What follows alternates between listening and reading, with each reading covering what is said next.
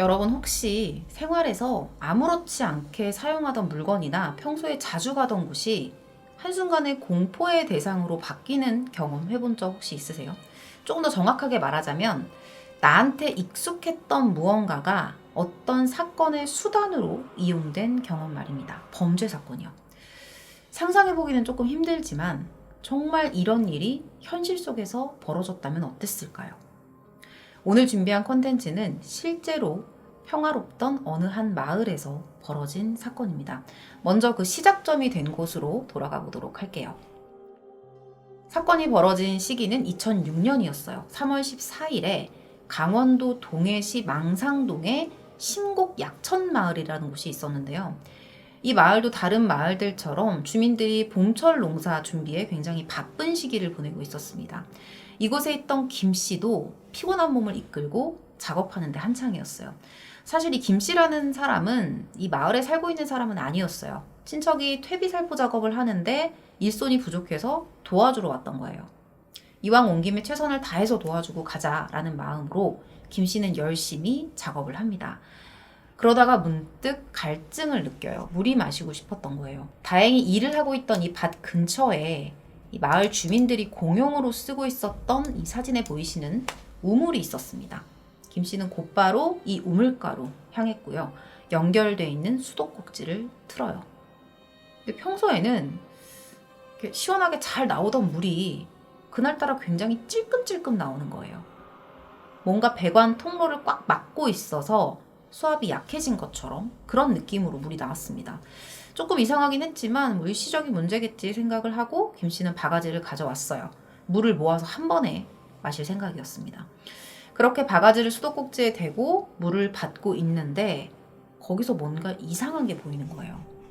뭔가 보이는 거예요, 물에서. 자세히 봤더니 사람의 머리카락이었습니다. 우물 안에서 사람의 머리카락이 나오는 경우가 있나요? 김 씨는 처음에 내 머리카락인가? 왜 머리카락이지? 이렇게 생각을 했었는데 자세히 봤더니 남자 머리카락이 아니에요. 굉장히 긴 생머리였습니다. 여자 머리카락이었죠. 이미 여기까지 너무 섬뜩한데 김 씨가 이 우물에 보면 뚜껑이 있거든요. 이 뚜껑을 열고 그 안을 이렇게 살펴봐요.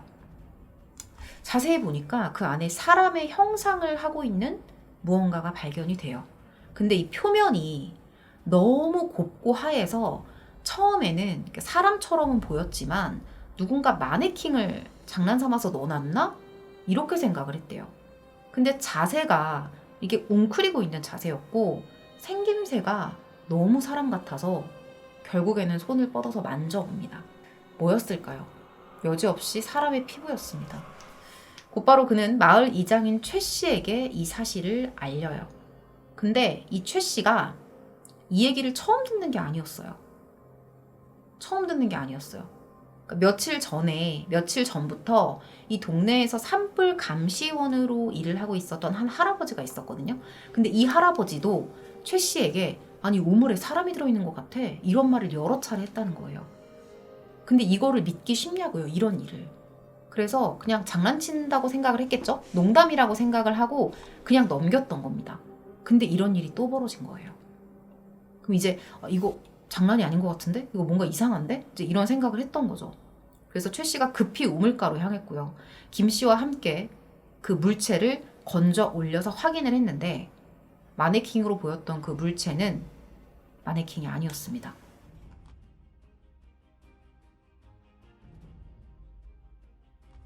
그들은 경악했고 곧바로 경찰에 신고 전화를 해요. 소식을 듣고 출동한 경찰은 그 즉시 국과수로 옮겨서 부검 작업을 시작합니다. 그리고 현장인 우물과 주변을 감식을 해요. 신원을 확인해보니 동해시에 거주하고 있던 24살의 김양이었어요. 직업은 어린아이들을 대상으로 이제 학습지 교사로 일하고 있었던 젊은 여성이죠. 기록을 조회를 해봤더니 이 우물가에서 발견이 되기 며칠 전이었던 3월 9일에 이미 실종 신고가 돼 있는 상태였습니다. 그리고 실종 신고가 되기 전날이었던 8일에 부곡동에 위치한 한 아파트에서 방문 교육을 마치고 귀가 중이라고 어머니하고 통화를 했던 거예요. 엄마 나 지금 집에 가고 있어. 수업 다 끝났어. 이게 마지막 통화였던 겁니다. 이 이후로는 그녀의 행방이 묘연해진 거였죠. 평소에 말도 없이 이유도 없이 외박을 하는 일은 거의 없는 사람이었고요. 직장 집 이렇게 성실하게 집하고 회사만 왔다 갔다 하는 사람이었다고 해요. 더군다나 집으로 가고 있다고 통화까지 했는데 돌아오지 않은 거잖아요. 그래서 어머니가 실종 신고를 했던 거고요. 하지만 안타깝게도 그렇게 실종됐던 딸이 며칠 뒤에 우물 안에서 발견이 된 겁니다. 처음에 조사관들은 이 범인이 피해자를 우물 안으로 빠뜨려서 익사시켰을 것이라고 그런 가능성을 생각했었어요. 근데 우물 깊이가 굉장히 낮았어요. 익사를 하기에는 굉장히 낮았어요. 70cm도 채 되지 않았습니다. 더군다나 부검 결과 사인은 경부 압박 질식사였습니다. 목에 졸려진 흔적이 남아 있었던 거예요. 즉 누군가 범행을 저지르고 우물 안에 유기를 한 거죠. 그리고 또 부검을 해보니까 성폭행이 의심되는 정황도 발견이 됩니다. 그런데 피해자의 몸 안에서 범인의 것으로 보이는 체액 등은 발견이 되지 않죠. 이런 걸로 미뤄봤을 때 경찰은 가해자가 처음에 성폭행 시도를 하다가 피해자가 저항을 해서 미수에 그치고 결국에는 살인 후에 유기했다 이렇게 추정을 해요. 그 외에 뭐 특별한 외상은 없었거든요. 그런데 이 피해자 왼쪽 귀에 생긴 지 얼마 안 된 것으로 보이는 상처가 조금 있었습니다. 소견에 따르면 차고 있던 귀걸이가 강한 힘에 의해서 떨어져 나가면서 긁힌 자국으로 보였다고 합니다. 아마도 이 사건이 벌어졌을 때 가해자하고 몸싸움을 하다가 생긴 흔적일 가능성이 높죠. 더불어 이 피해자의 윗속에서 음식물이 검출이 되는데 그날 방문했던 학생 집에서 대접받았던 키위로 밝혀집니다. 그래서 범행 날짜까지 이제 확실해진 상황이에요. 사람 위에서 이제 음식물이 소화되려면 걸리는 시간이 보통 4시간에서 8시간 정도거든요. 그러면 김양은 당연히 실종 당일에 바로 변을 당했다고 봐야겠죠. 최초 발견 현장이었던 우물에서는 별다른 증거는 없었습니다. 부검과 감식을 끝낸 경찰들이 본격적으로 수사에 착수했어요. 경찰은요, 피해자가 실종되기 전에, 그러니까 그녀의 마지막 행적을 따라서 수사에 초점을 좀 맞춰보기로 해요. 그래서 그녀가 마지막으로 들렀던 아파트, 그리고 우물 인근을 집중적으로 탐문을 하거든요. 혹시 뭐 사건 당일에 김양을 봤거나 수상한 사람이 있었거나 이런 걸 본 목격자가 나올 수도 있잖아요. 그래서 그렇게 수사를 이어가고 있었는데 이 경찰이 얼마 지나지 않아서 사건과 관련된 증거를 하나 발견하게 됩니다. 차량이었어요. 여기 지금 자막도 나와 있네요. 사건 당시 실제 피해자의 차량. 이 우물에서 남쪽으로 한 7, 8km 정도 떨어진 곳에 동해체육관이 있어요. 근데 그 체육관 주차장 앞에 수도가가 있거든요. 그 수도가에서 김양 소유의 차량입니다. 이 학습지 교사들이 이런 조그만 경차를 끌고 다녀요. 그래서 이런 소유의 차량이 발견이 된 겁니다. 빨간색 마티즈. 실종 당일에 타고 나갔던 차였습니다.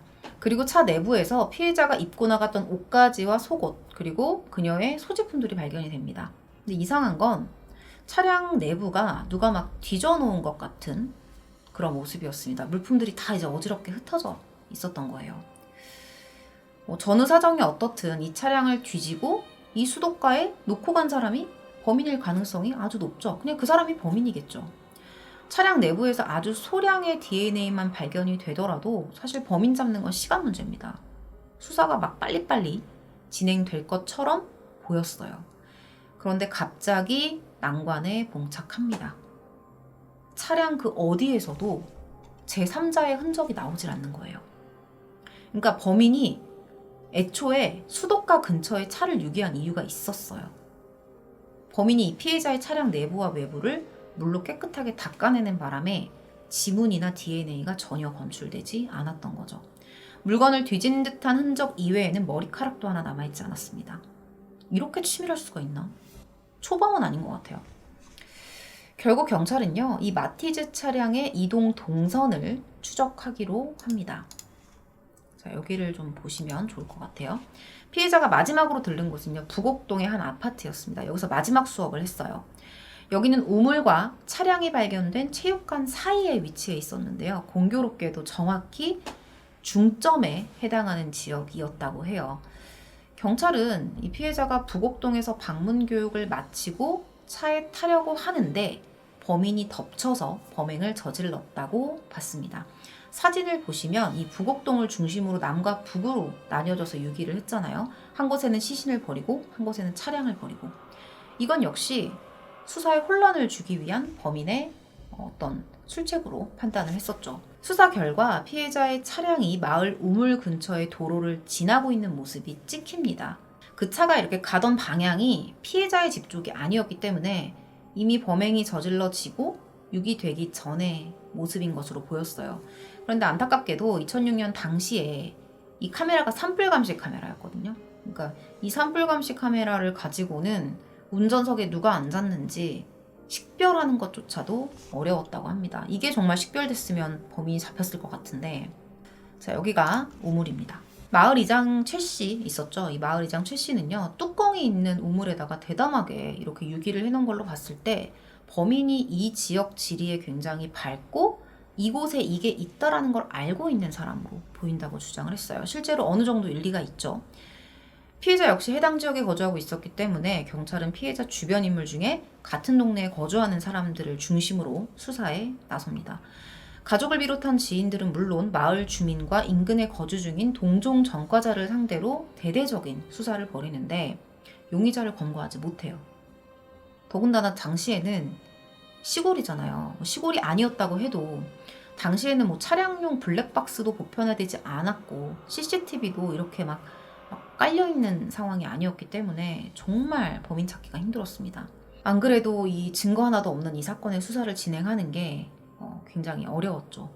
결국 뭐 하나 시원하게 해결된 것도 없이 이 사건은 사람들의 기억 속에서 잊혀지게 됩니다. 그런데 한동안 잠잠하던 이 동해 씨가 또다시 발칵 뒤집혀요. 사건이 발생하고 3개월도 지나지 않았던 6월 1일에 마을이 발칵 뒤집힙니다. 늦은 저녁에 부곡동 아파트 인근에서 자신의 차량에 탑승하려 했던 40대 여성이 괴한으로부터 납치를 당한 거예요. 우연일 수도 있는데요. 이 범인이 이 여성을 성폭행하려다가 미수에 그치자 교사를 시도했다는 겁니다.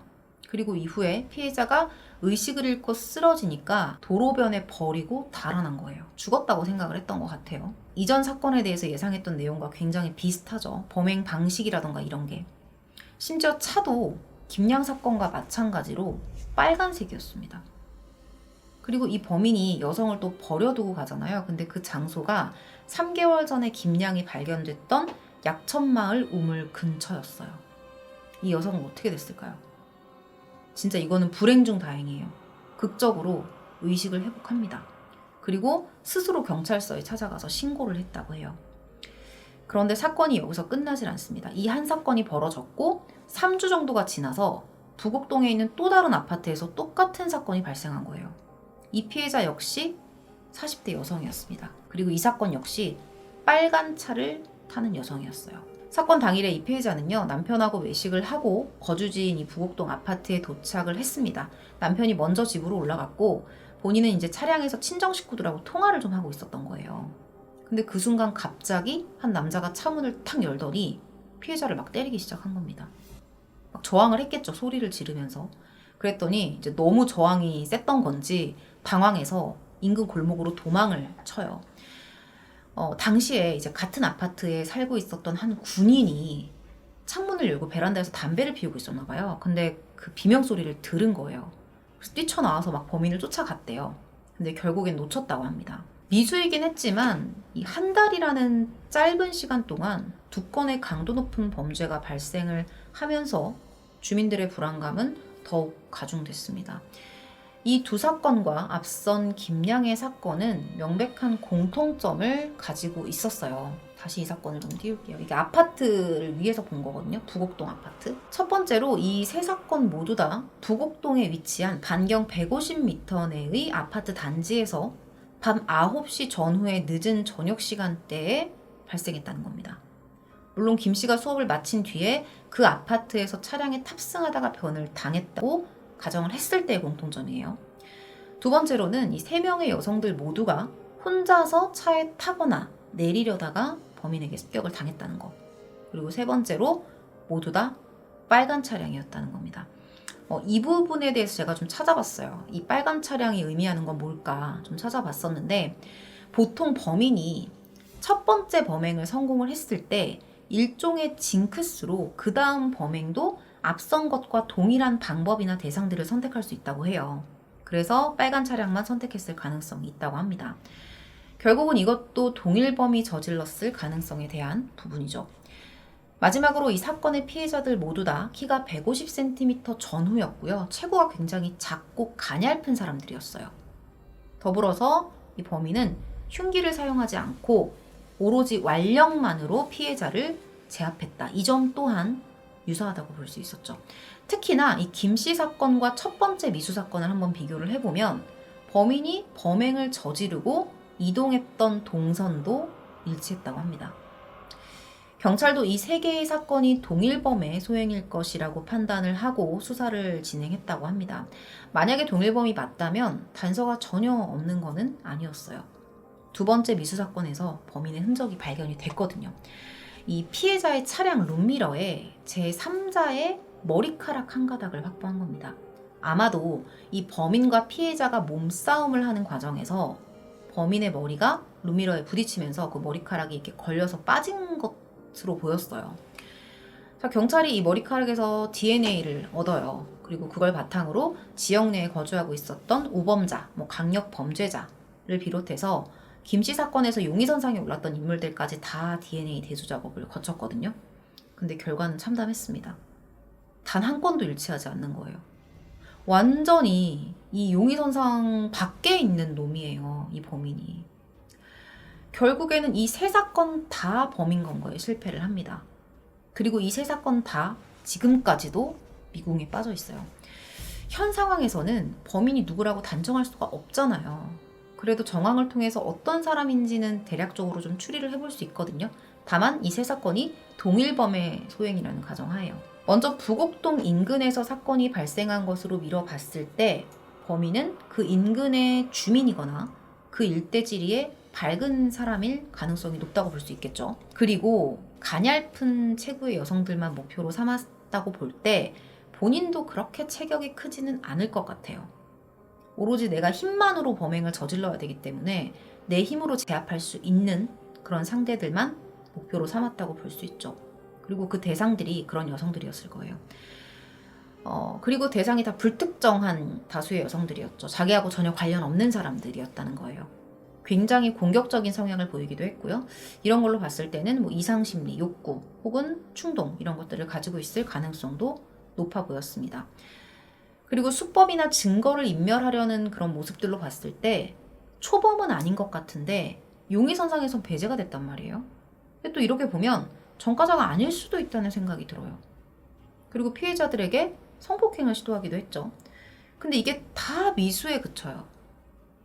이런 걸 보면 이 범인이 그렇게 체력이 좋지는 않거나 연령대가 높을 수도 있다는 추정도 가능할 것 같아요.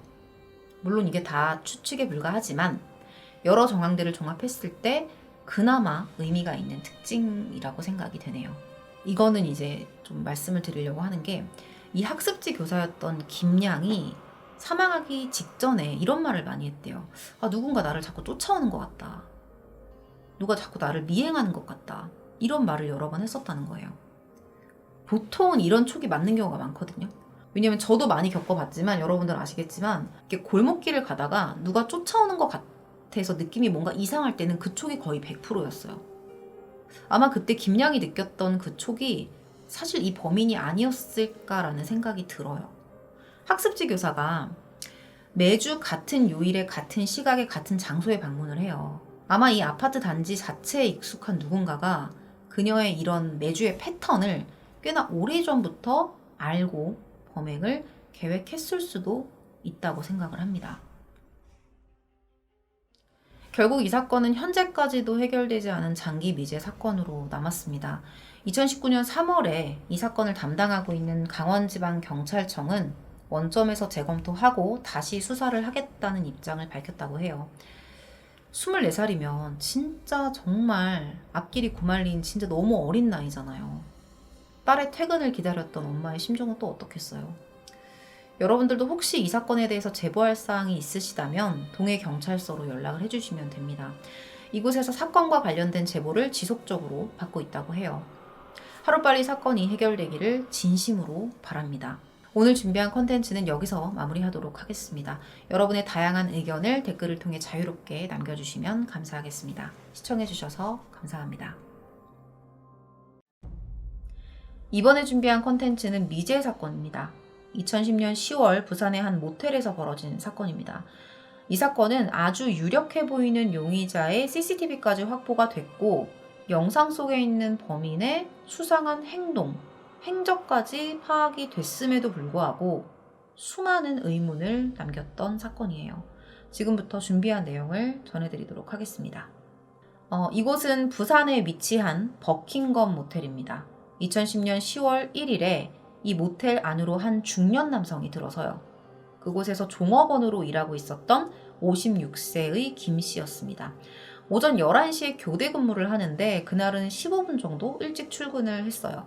근데 뭔가 이 분위기가 평소랑은 달랐습니다. 카운터 문이 활짝 열려 있었고요. 안내 데스크는 막 잡동사니로 어지럽혀져 있었어요. 그리고 보통은 출근을 하면 이 모텔의 사장이 밝은 목소리로 인사를 해줬었거든요. 근데 그날따라 카운터에 아무도 없는 거예요. 일단은 지저분하니까 대충 주변을 정리를 하고 김 씨는 혹시 사장님이 몸이 안 좋은가 하는 마음에 이 카운터 바로 옆에 있었던 101호실로 향합니다. 자, 101호실은요, 비품 창고로 쓰이기도 했고요. 직원들 휴게실로 사용을 했었던 방입니다. 근데 방문이 굳게 잠겨 있었어요. 영업을 하는 동안 보통은 열어놓고 사용을 했었거든요. 뭔가 이상하다라는 생각을 하게 되죠. 그래서 곧바로 열쇠 수리공을 불러서 방문을 엽니다. 그리고 방 안을 살펴보는데요. 그 안에서 믿을 수 없는 장면을 마주하게 되죠. 바로 피로 흥건히 젖은 채 이불 밑에 엎드려 있었던 모텔 주인 이 씨의 모습이었습니다. 김 씨는 곧바로 신고를 했고요. 몇 분 지나지 않아서 경찰이 현장으로 출동을 합니다. 현장에서 발견된 이 씨는 이불로 덮여 있었고요. 주위에는 이렇게 수건이 막 흩어져 있었어요. 누군가가 와서 이 씨를 공격한 것이 분명한 상황이었죠. 당시 이 씨가 예리한 칼에 의해서 공격당한 것으로 드러났는데요. 문제는 그 모습이 정말 표현하기 힘들 정도로 참혹했다는 겁니다. 무려 74군데나 되는 곳을 난자당했죠. 그것도 범인은요, 얼굴, 가슴, 배와 등을 비롯해서 치명상을 유발하는 곳만 집중적으로 공격한 것으로 보였습니다. 이 씨 손에는요, 방어원도 있었어요. 근데 이 부검을 했던 검시관의 말에 따르면 그녀가 저항은 했는데 그렇게 오래 저항을 하지 못했을 거라고 얘기를 해요. 왜냐면 처음부터 급소를 찔렸기 때문에 거세게 저항을 하지 못하는 상태에서 무차별적인 공격을 당한 것으로 추정이 됐던 거죠. 그리고 당시에 사건이 발생했던 101호실 옆방에 남녀 한 쌍이 투숙을 하고 있었거든요.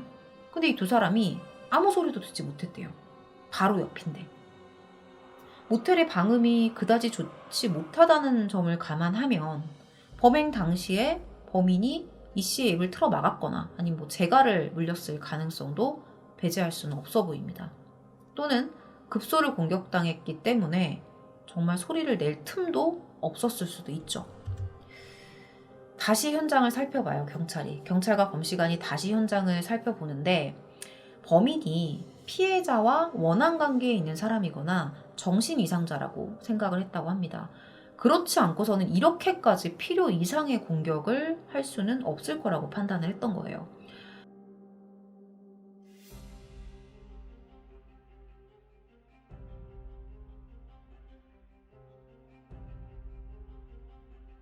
자, 이미 치명상을 입어서 저항을 할 수 없는 상황인데도 범인은 계속해서 공격을 합니다.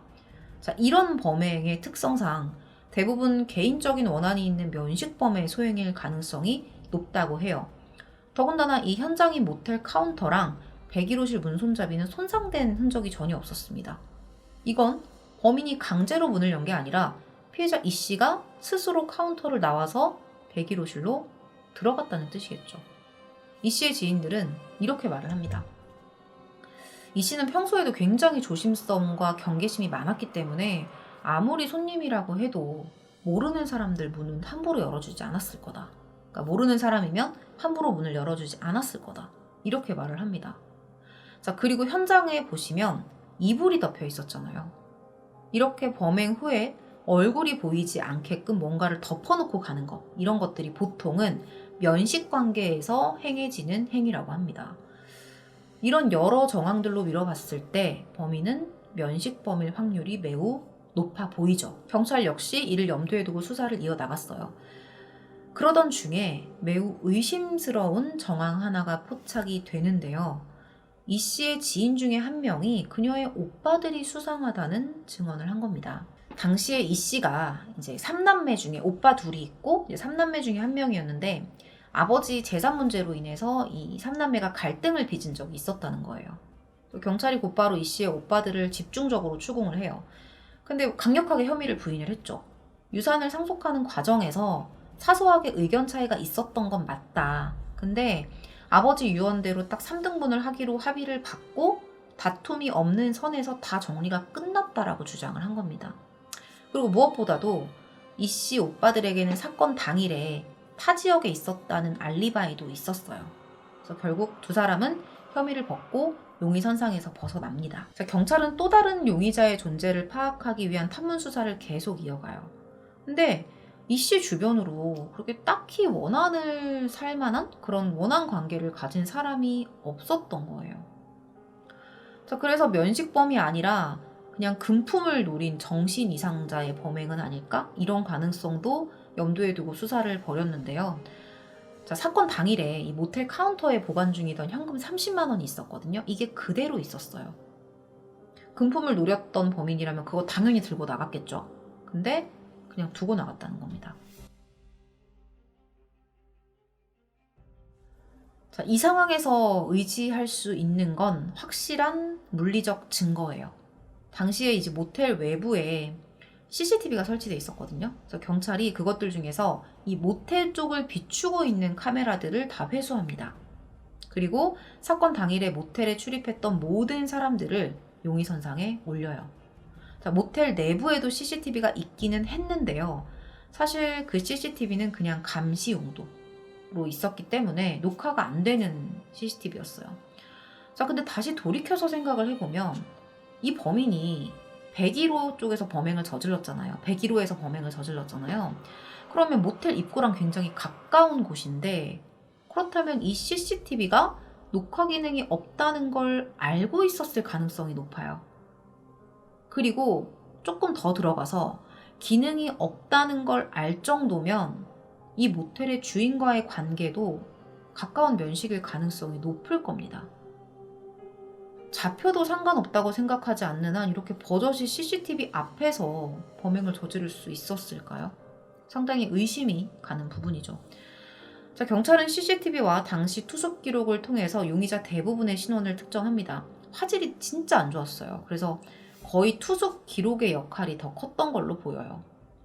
자, 사건 당일에 마지막으로 이 씨가 목격된 것으로 확인된 새벽 1시부터 경찰이 출동을 할 때까지 이 모텔에 출입한 사람은 50여 명입니다.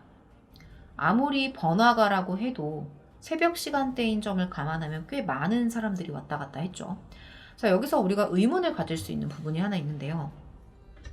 이 씨가 정확히 언제 변을 당했는지는 모르지만 이렇게 많은 사람들이 왔다 갔다 했는데 그들 중에서 이 모텔 주인의 행방을 궁금해했던 사람이 없었어요. 이유가 뭐였을까요?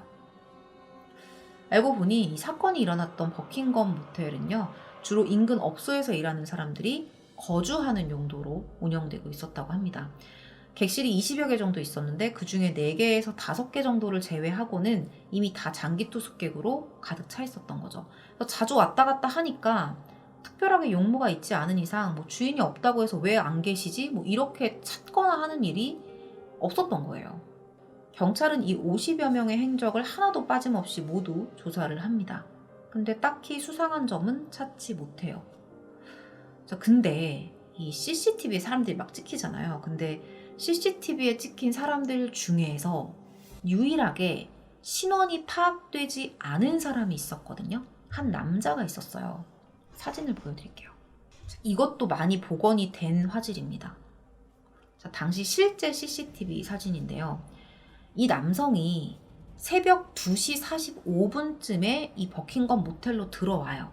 그리고 3시 16분에 빠져나갑니다. 옷은 파란색 바람막이 점퍼 같은 걸 입고 있어요. 근데 좀 이상하죠?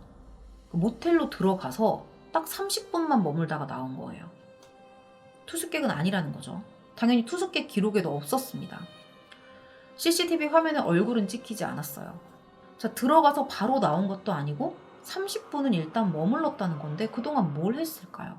자, 이 사람의 CCTV 화면을 보면 조금 특이한 점이 몇 가지 있습니다. 자, 우선 이 남성의 키는 170cm 초반이고요. 걸음걸이를 분석을 했을 때 나이는 20대에서 30대 젊은 사람으로 보였습니다.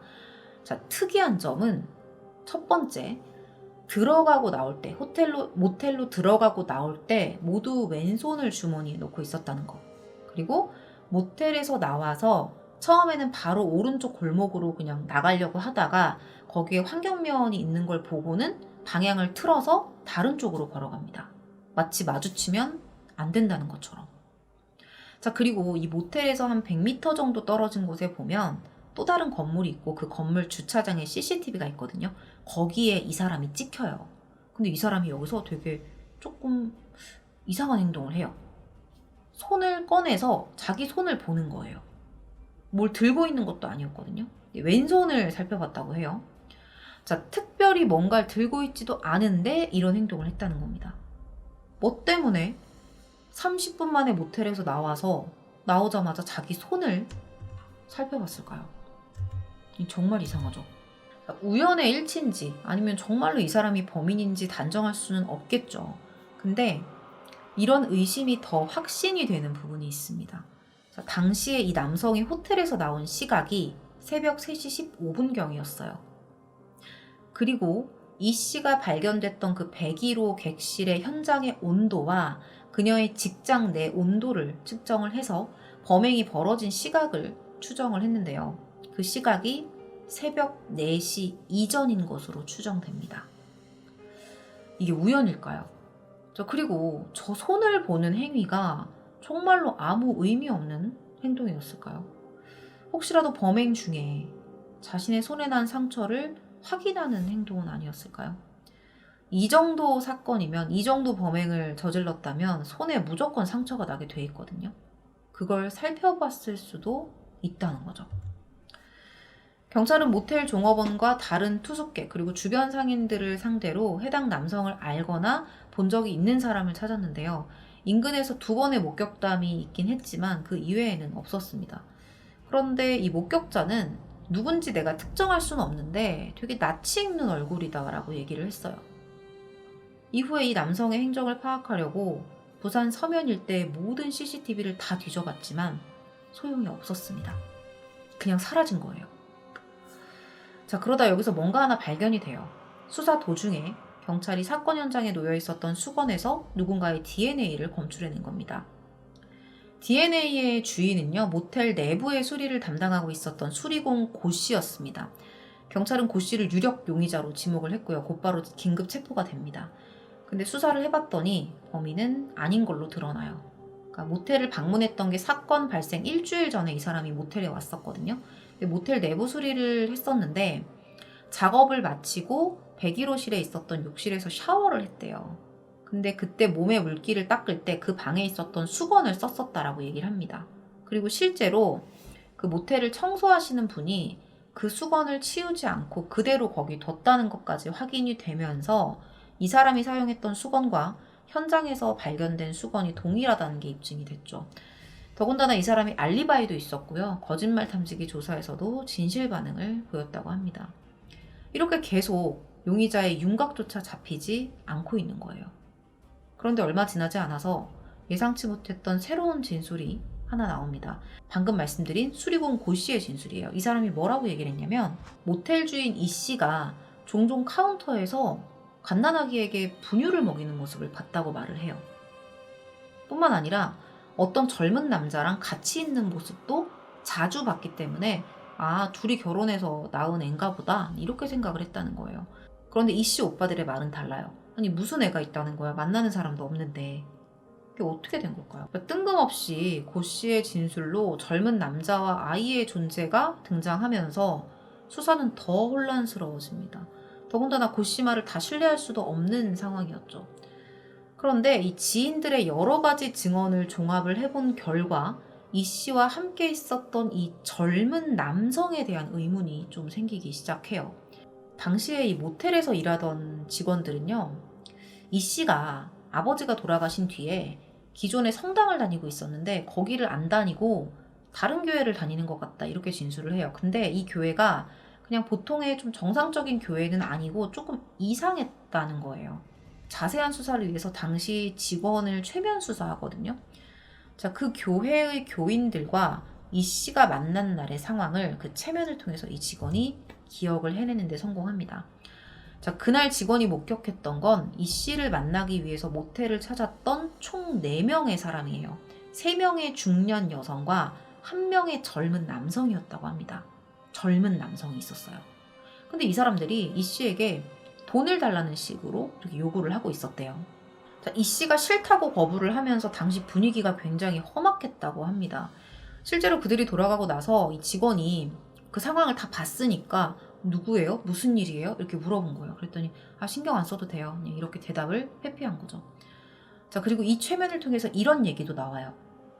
이 씨가 남자가 생겼다고 하는데 옷도 하나 사 입은 것 같고 화장도 전보다 진해졌다. 그리고 6시 전에는 퇴근 전에 와야 되는데 사건이 벌어지기 며칠 전부터는 이상하게 오지도 않았다. 이런 말을 합니다. 한 종교 전문가는요, 실제로 2010년대 부산 서면 일대에서 사이비 종교가 많았다라고 말을 합니다. 그래서 이 씨가 포교를 당했을 가능성도 있다고 봤어요. 자, 그렇다면 혹시 그 젊은 남성이 아까 CCTV에서 봤던 그 남성일 가능성은 없을까요? 그리고 앞서서 수리공 고 씨가 젊은 남자를 몇 번 봤다고 했잖아요. 그 남자는 누군지, 그리고 또 직원이 최면에서 말했었던 그 이 씨의 남자, 이 씨가 만난다는 남자, 이들이 모두 동일인일지 아닐지 모든 것이 밝혀진 것 하나 없이 미궁 속에 빠졌습니다.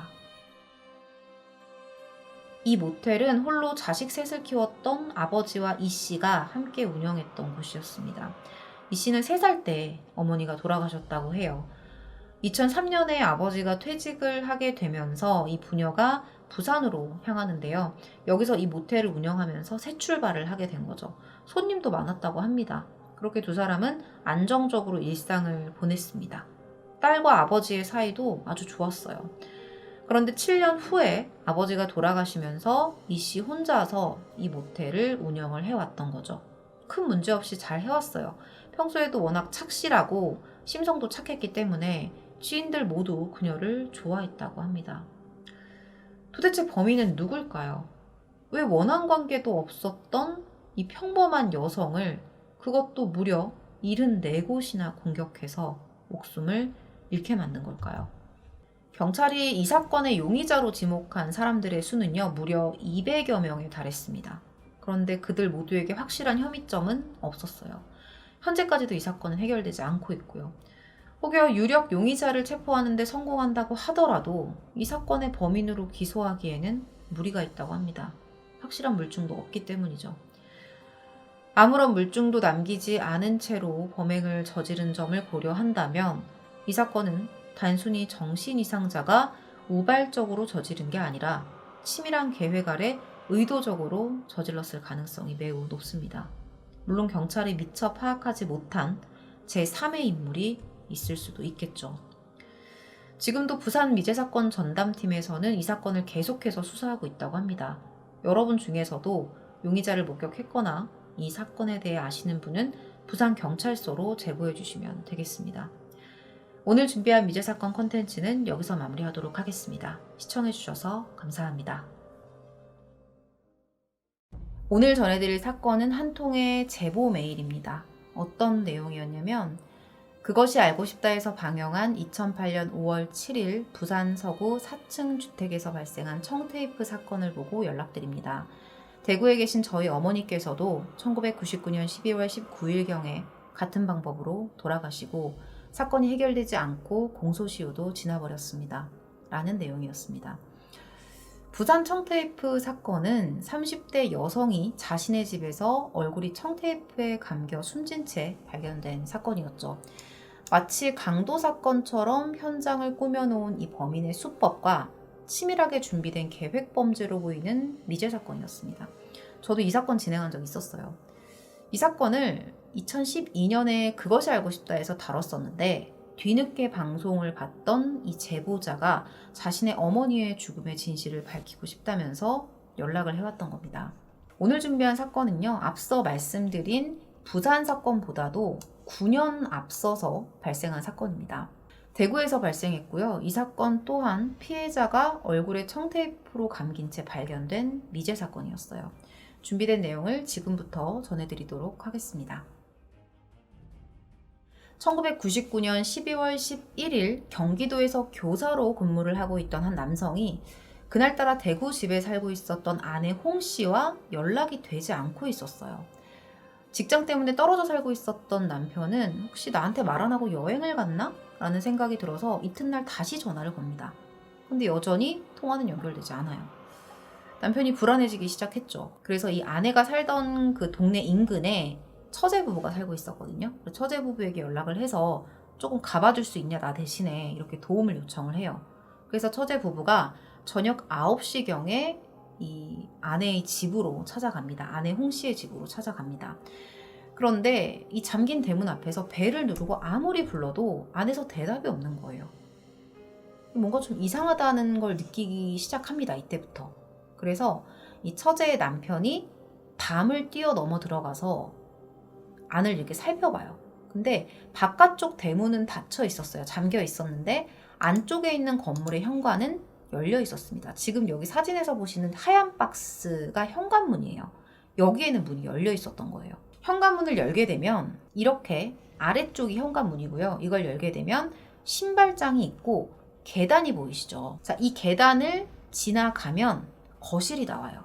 근데 당시에 이 계단 한켠에 노란색 박스 테이프랑 커터칼이 놓여 있었다고 해요. 홍 씨는 주로 이 계단을 지나서 나오는 1.5층에 위치한 거실에서 생활을 했었고요. 집 구조가 조금 특이합니다. 자, 이 계단을 올라가시게 되면 보시는 것처럼 이렇게 거실로 들어가는 출입문이 보여요. 이 옥색 문 보이시죠? 이 문을 열면 거실로 들어갈 수가 있는 거예요.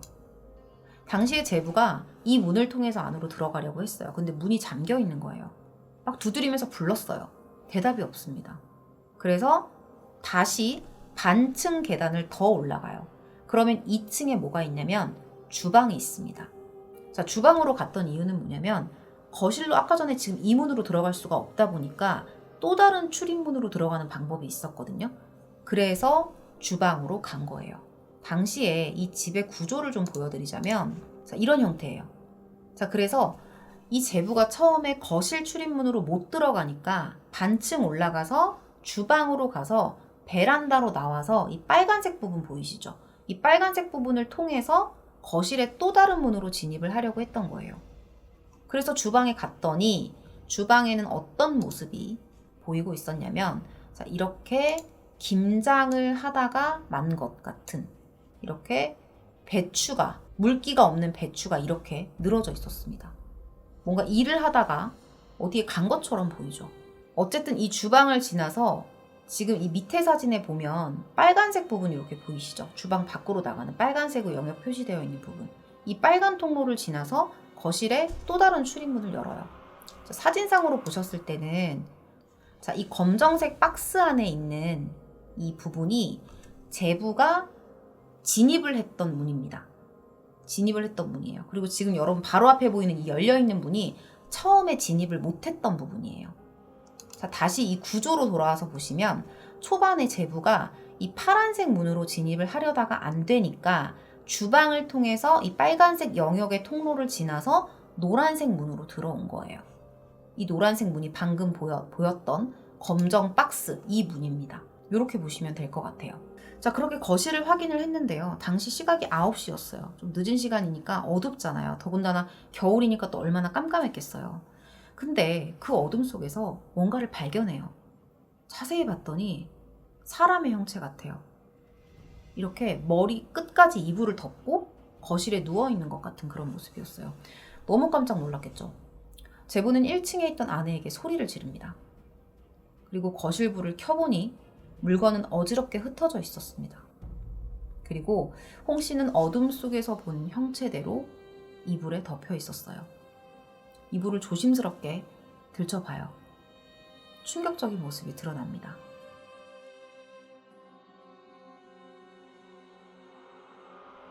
당시에 발견된 모습, 이불을 들춰봤을 때 홍 씨가 이런 모습으로 발견이 된 거예요. 머리에는 비닐봉지가 씌워져 있었고요. 그 위에는 여러 겹의 청테이프가 감겨져 있었습니다. 손과 발은 전깃줄과 넥타이로 결박이 되어 있었고요. 주변에는 수석이 놓여 있었어요. 돌이요. 수석이 놓여 있었는데 거기에 피가 묻어 있었습니다. 신고를 받고 출동한 경찰은 곧바로 40명의 대규모 수사팀을 꾸려서 수사에 착수를 합니다. 자, 현장에 놓여있던 수석에 묻은 혈흔은요, 피해자의 것으로 확인이 됐고요. 자, 여기 보시면 수석에 피가 묻어 있습니다. 자, 이건 피해자의 것으로 확인이 됐고요. 범인은 수석으로 피해자의 머리를 공격한 것으로 보였어요. 현장을 본 경찰은 처음에 강도의 범행을 의심했습니다. 강도가 그랬을 것이다 라고 의심을 했던 거죠. 왜냐면 이 집안 곳곳에 막 뒤져놓은 흔적들이 있었던 거예요. 그런데 온 집안을 헤집어 놓았음에도 귀금속이 없어졌다거나 재산상의 피해는 전혀 없었습니다. 그렇다면 금품을 노리고 침입한 강도가 아무 소득이 없자 혹시 홧김에 홍 씨를 공격했다고 봐야 되는 걸까요? 수사가 진행이 될수록 경찰은 또 다른 가능성에 주목을 하게 돼요. 바로 면식범에 의한 범행 가능성이었어요. 그 이유는 뭐냐면 첫 번째로 금품을 노린 강도가 우발적으로 범행을 저질렀다면 한시라도 빠르게 현장을 벗어나려고 했을 텐데 집안 곳곳에 문을 걸어 잠그고 현장을 벗어났다는 겁니다. 그리고 두 번째로는 각기 다른 도구로 피해자의 얼굴, 손, 발을 묶었다는 거. 특히나 얼굴에는 입안에 장갑을 넣고 테이프를 바른 다음에 비닐봉지를 씌우고 거기에 또다시 청테이프를 감았습니다. 당시에 이 수사를 담당했던 형사는요, 마치 염을 하는 것처럼 반듯한 자세로 묶여 있었다라고 기억을 했어요. 아까 사진도 보셨죠.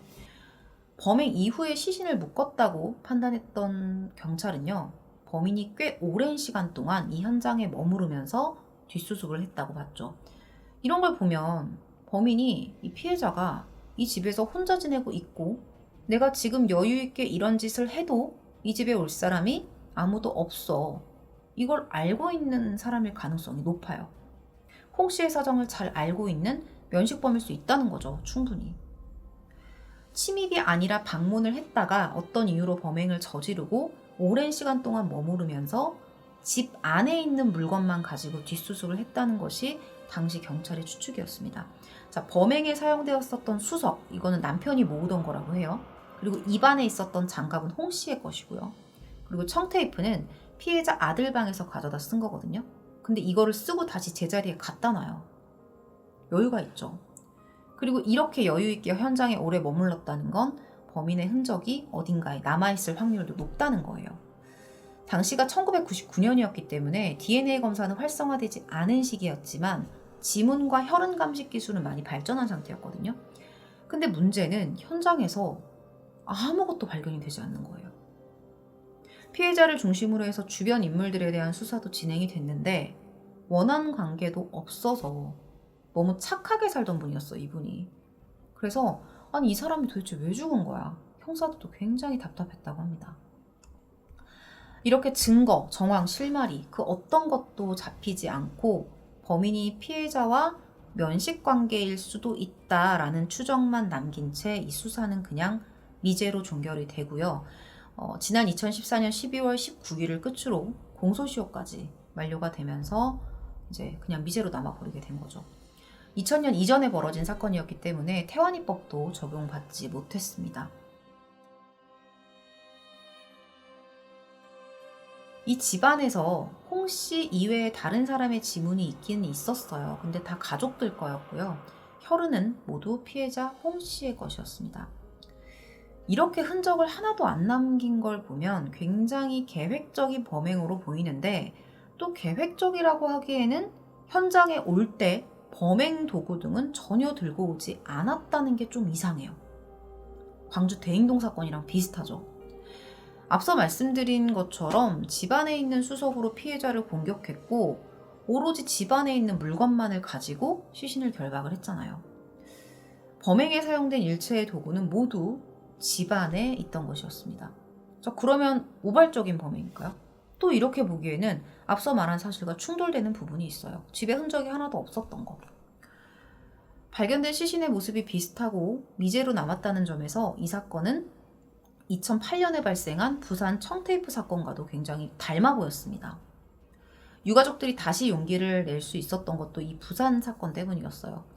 비슷해 보이는 이 두 사건을 통해서 어떤 실마리를 찾을 수 있지 않을까라는 생각을 했던 거죠. 그렇다면 어떤 연관성이 있을까요? 이 부산 사건 잠깐 생각해 보자면, 이 사건도 피해자의 얼굴에 청테이프가 감겨서 사망한 상태로 발견이 됐거든요.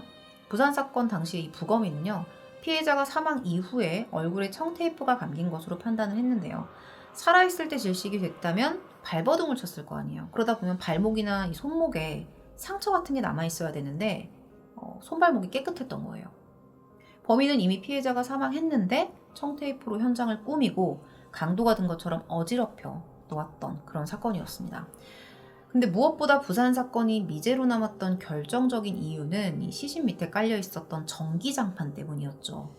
범행 시각과 범인의 알리바이를 확인하는데 중요한 증거가 되는 이 사망 경과 시간이 전기장판 때문에 부패가 빠르게 진행이 되면서 특정할 수 없게 돼버린 거예요. 당시에 이 부산 사건이 30도를 오르내리던 굉장히 더운 날 발생을 했거든요. 전기장판을 켜야 되는 이유가 없는 거예요. 그것도 40도 가까이 온도를 올려놨단 말이죠. 분명 이건 범인의 의도적인 행위로 보인다는 거예요. 근데 대구 사건도 이것과 유사한 부분이 있어요. 바로 보일러에 대한 거예요. 당시 날씨가 12월 중순이라서 춥기는 했어요. 지금 시기거든요. 그 당시엔 또 어땠을지 모르겠는데 춥기는 했어요. 근데 그렇다고 해도 보일러 온도가 지나치게 올라가 있었다는 거예요. 그래서 겨울임에도 불구하고 부패가 빠르게 진행되어 있는 상태였습니다. 담당 형사에 따르면 이 피해자가 인조 모피를 입고 있었대요. 그런데 이 인조 모피의 일부가 녹아서 바닥에 눌러붙을 정도로 온도가 높았다고 합니다. 그리고 더 이상한 거. 피해자는 평소에 혼자 집에 있을 때 겉옷을 여러 개 껴입고서 보일러 사용하는 거 굉장히 아꼈대요. 어느 정도였냐면 기름 보일러를 썼었는데 기름 한 통을 가지고 겨울을 났거든요. 그리고 보일러에다가 줄자를 붙여서 하루에 얼마를 쓰는지 다 체크를 할 정도로 굉장히 아꼈다고 합니다. 근데 이렇게 온도가 높게 올라가 있다는 거는 피해자가 한 행동이라고 보기에는 힘들어요. 이렇게 얼굴에 감긴 청테이프, 그리고 강도의 행각으로 연출된 듯한 현장, 그리고 의도적으로 높게 설정된 온도가 이 두 사건에 공통적으로 나타난 세 가지 특징입니다. 하지만 뚜렷한 증거나 용의자가 없었기 때문에 두 사건의 연관성에 대한 수사는 더 이상 진행되기 어렵죠.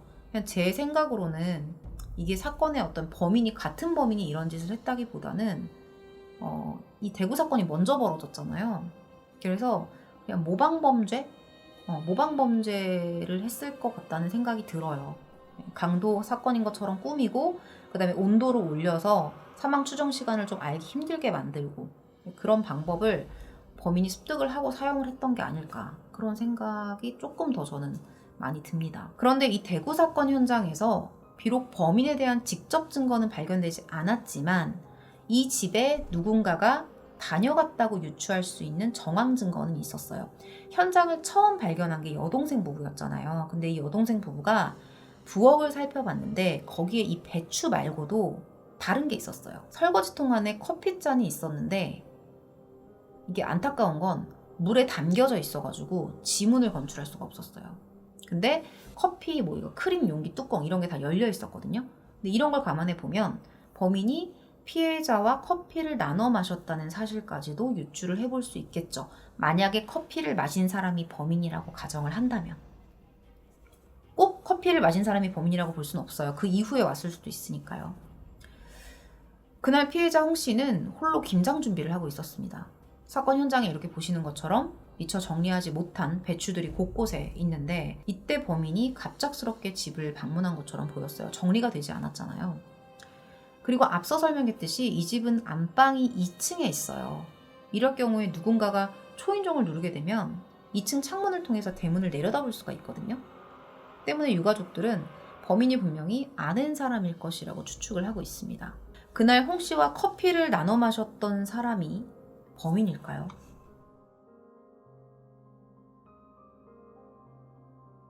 당시 경찰 역시 마지막 손님의 방문 시점을 특정하는 데 수사력을 집중을 했고요. 의미 있는 시점을 찾게 됩니다. 시신이 발견되기 나흘 전인 1999년 12월 16일이었어요. 자, 16일 오후에 이 집을 처음 찾은 사람이 있었는데요. 바로 기름 배달부였습니다. 보일러용 기름을 주유해준 이 배달부는 홍 씨가 외상으로 거래했었다고 기억을 하고 있어요. 그런데 그날 주유했던 보일러는 홍 씨의 집 보일러가 아니라 1층에 있는 다른 집 거였어요. 그날 혼자 사는 60대 여성이 이사를 왔던 거죠. 그리고 하루가 지난 17일 오전 8시에 이 새로 들어오는 세입자가 전날에 외상으로 넣었던 그 기름값을 홍 씨에게 맡기고 자기는 외출을 합니다. 그리고 그로부터 1시간이 지난 뒤에 홍 씨 남편이 홍 씨에게 전화를 걸어요. 근데 그때부터 받지 않았던 거예요. 그리고 다시 1시간이 지나서 오전 10시에 이 배달부가 다시 기름값을 받으러 오거든요. 문을 두드려요. 이후에도 2번이나 왔던 거예요. 문을 두드리는데 홍 씨가 나오질 않아요.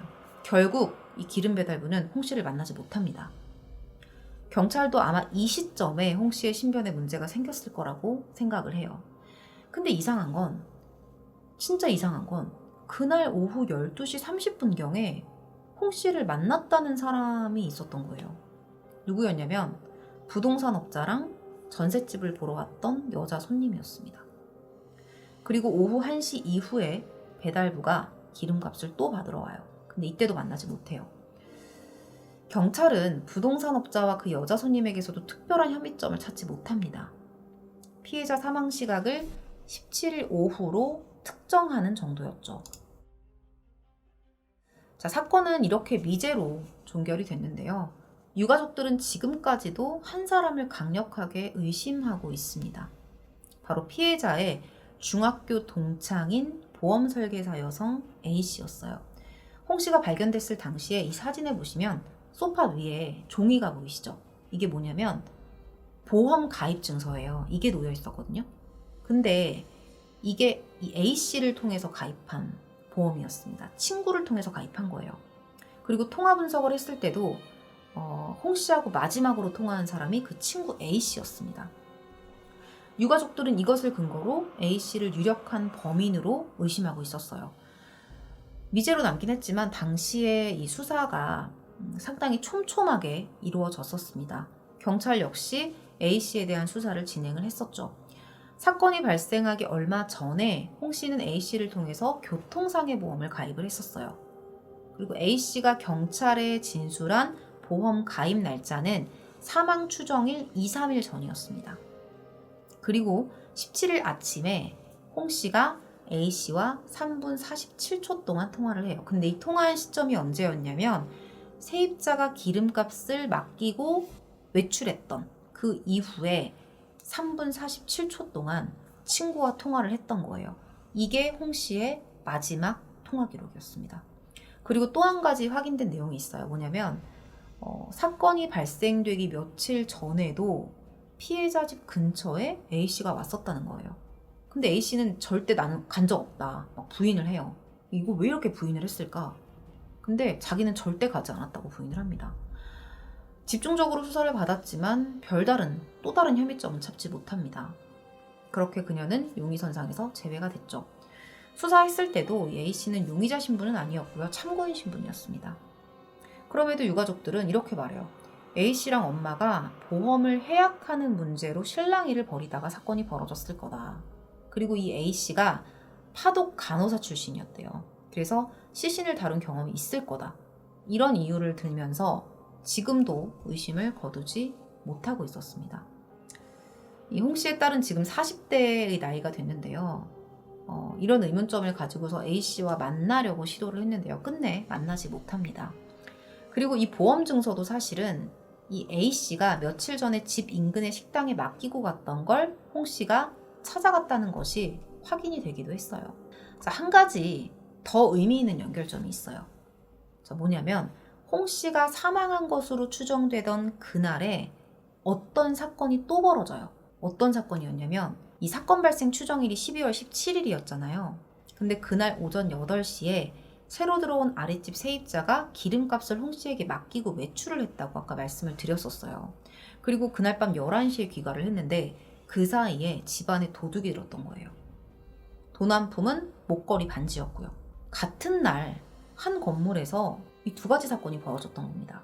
당시에 새로운 세입자가 들어오던 시기였기 때문에 홍씨에게는 전세금, 이 목돈이 들어올 일이 있었던 시기였죠.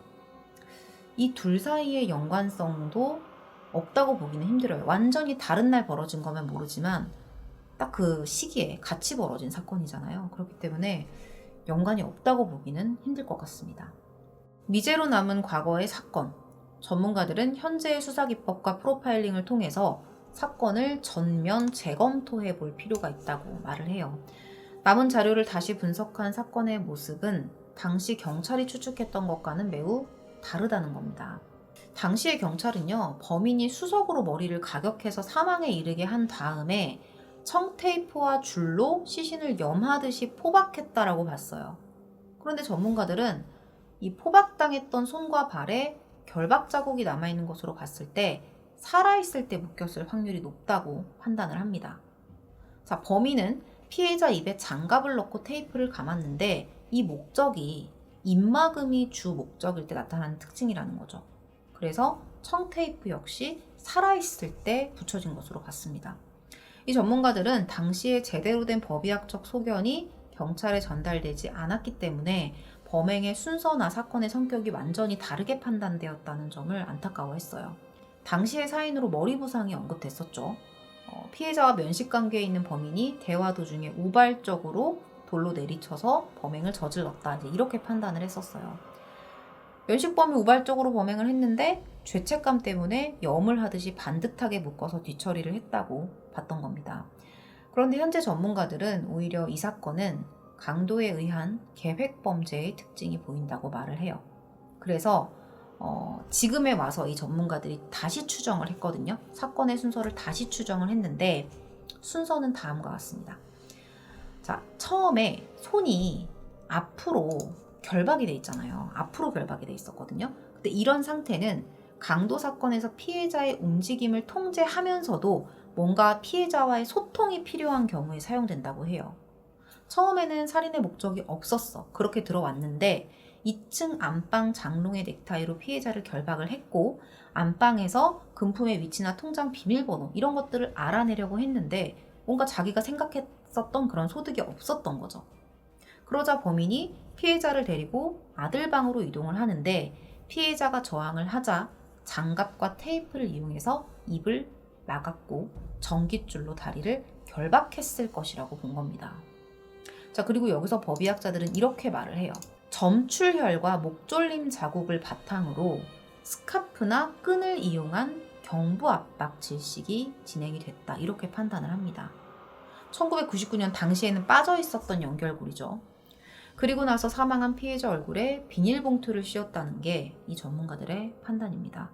머리 충격이 아니라 경부 압박으로 질식사했을 것이다 라고 본 거예요. 오히려 이 돌을 이용했던 가격은 사망 이후에 일어난 것으로 판단했는데요. 이유는 이 머리가 다른 신체 기관에 비해서 혈관이 많은데 만약에 돌로 이렇게 쳤으면 벽에 튄 양이 굉장히 많아야 된다는 거예요. 출혈량이. 벽에 많이 튀어 있어야 된다는 거죠. 근데 현장에 보면 벽에 조금, 이게 살아있을 때 사람이 죽을 만큼의 충격을 가했을 때 튀는 그런 혈흔이라고 보기엔 조금 어렵다는 거예요. 굉장히 소량만 발견이 됐다는 겁니다.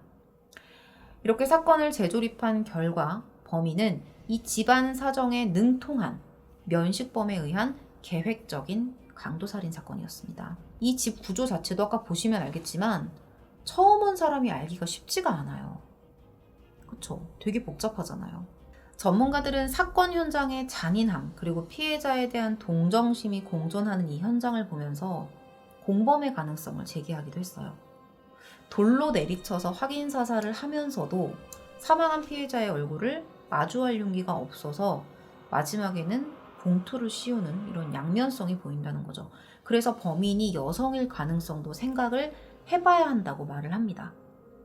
자, 범인은 좁게는 피해자의 1층 집에 세입자가 들어온 것을 알 정도로 가깝게 지냈거나 넓게는 이 특이한 건물의 구조와 가족들의 부재를 인식할 정도의 사람들 중에 분명히 있었을 겁니다. 비록 공소시효는 끝나버렸지만 이런 주도 면밀한 강력범죄를 저지른 인물이라면 분명히 또 다른 범죄를 저질렀을 가능성이 높죠. 비록 처벌은 불가능하지만 유족들은 범인을 잡아 20년이 훌쩍 넘는 세월 동안 궁금했던 한 가지 질문을 하고 싶을 것입니다. 평범하고 성실했던 하나뿐인 내 엄마가 그날 대체 왜 그렇게 죽어야만 했는지 꼭 묻고 싶을 겁니다. 오늘 준비한 미제 사건 콘텐츠는 여기서 마무리하도록 하겠습니다.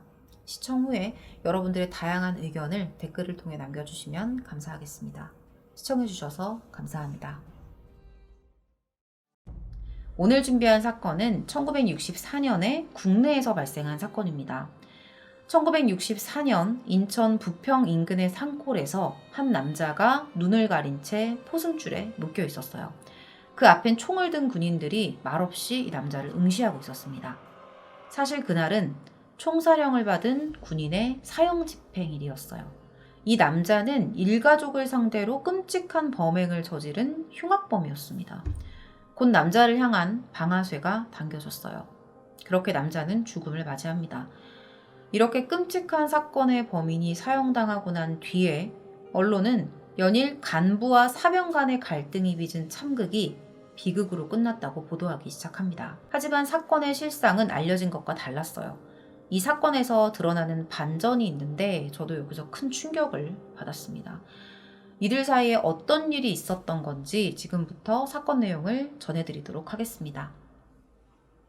사진 속 남자는 25살의 고재봉입니다.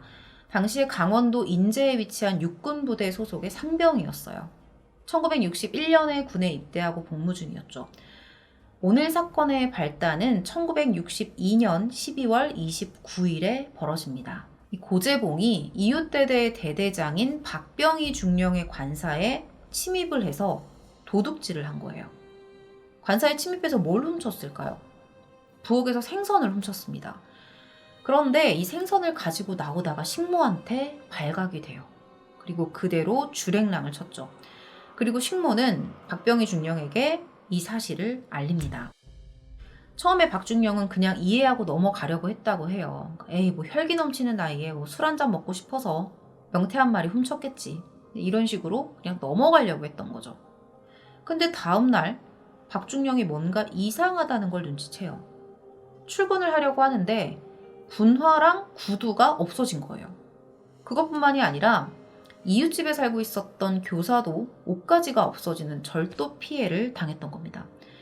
이 사실을 모두 알게 된 거죠. 아, 이건 진짜 아니지. 이런 생각까지 했겠죠. 그래서 박중령은 부관을 시켜서 도난 신고를 합니다. 그리고 부관이 지서로 직접 도난 신고를 하러 가요. 가서 신고를 접수하고 이 부관이 순경 한 명이랑 마을 쪽으로 걸어 들어오고 있었거든요. 근데 여기서 고재봉이랑 딱 마주쳐요. 당시에 고재봉이 보따리를 들고 있었대요. 순경이 고재봉을 불러 세웁니다. 그리고 보따리를 풀어서 확인을 하는데요. 그 안에 막 이것저것 잡동사니 같은 것들이 가득했어요. 훔친 물건 같아요. 그러면 이 물건들이 정말 박중령의 집에서 훔친 물건인지 대조를 해봐야 되잖아요. 그래서 순경이 고재봉을 데리고 박중령의 관사로 향해요. 데리고 이제 갔던 거죠. 근데 가던 도중에 고재봉이 산속으로 도주해 버립니다. 사건은 군 수사기관으로 넘어갑니다. 그리고 고재봉은 얼마 뒤에 검거가 돼서 군범죄수사대에서 조사를 받게 돼요. 이때 박중영이 도난물품을 이제 확인을 해야 되니까 수사대를 방문을 하거든요. 근데 여기서 고재봉하고 박중영이 처음 만나요. 근데 이 부분에 대해서 일부 신문기사나 나무위키에 좀 잘못 나온 부분이 있어요. 고재봉이 박중영 관사의 허드렛 일을 하는 공관병이었다라고 나오는데 사실이 아닙니다. 같은 대대 소속도 아니었고요. 박중영은 고재봉을 몰라요. 아는 사람이 아닙니다. 자, 다시 사건으로 돌아와서 이제 박중영이 이제 물건을 확인하려고 왔다가 고재봉이 고개를 푹 숙이고 있으니까 야 이놈아 군인이 무슨 짓이야. 네가 명절 앞두고 오랜만에 외출 나와서 술 먹고 싶었을 것 같긴 한데 나한테 찾아왔으면 술이라도 줬을 거 아니야. 네 직속 대대장 최면을 생각했어야지. 그래서 되냐 이렇게 나무랍니다. 그리고 박중영은 담당 조사관에게 이렇게 말해요. 민간인 물자까지 훔쳐갔으니까 잘 조사해서 원칙대로 처리해주세요. 이렇게 말을 남기고 떠납니다. 결국에 이 일 때문에 고재봉은 육군교도소에서 6개월간 수감이 돼요. 근데 본인이 어쨌든 잘못을 한 거잖아요. 근데 내가 잘못한 거에 대해서는 생각도 안 하고 감옥에서 박중영을 죽이겠다는 앙심을 품습니다. 그렇게 6개월을 보내고 출소를 했는데요. 출소하고 나서 부대 생활을 이어가지 못하고 그냥 탈영을 해버려요. 그래서 도피 생활을 시작하는데 도피하면서 뭐하고 지냈을까요? 고재봉은 1963년 9월에 서울에 올라와서 당시에 종로에 위치한 국도극장 앞에서 자신의 애인을 만납니다. 근데 남자친구를 오랜만에 만났는데 절도 전과자에다가 탈영까지 했어. 솔직히 만나고 싶다는 생각이 들지 않겠죠.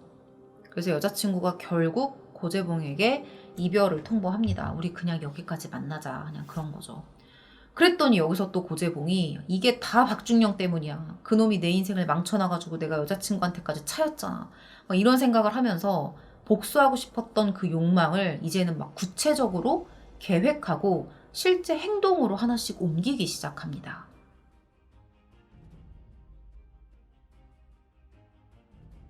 한 달이 지나요. 10월 10일에 고재봉이 부대가 있는 강원도 인제로 다시 가요.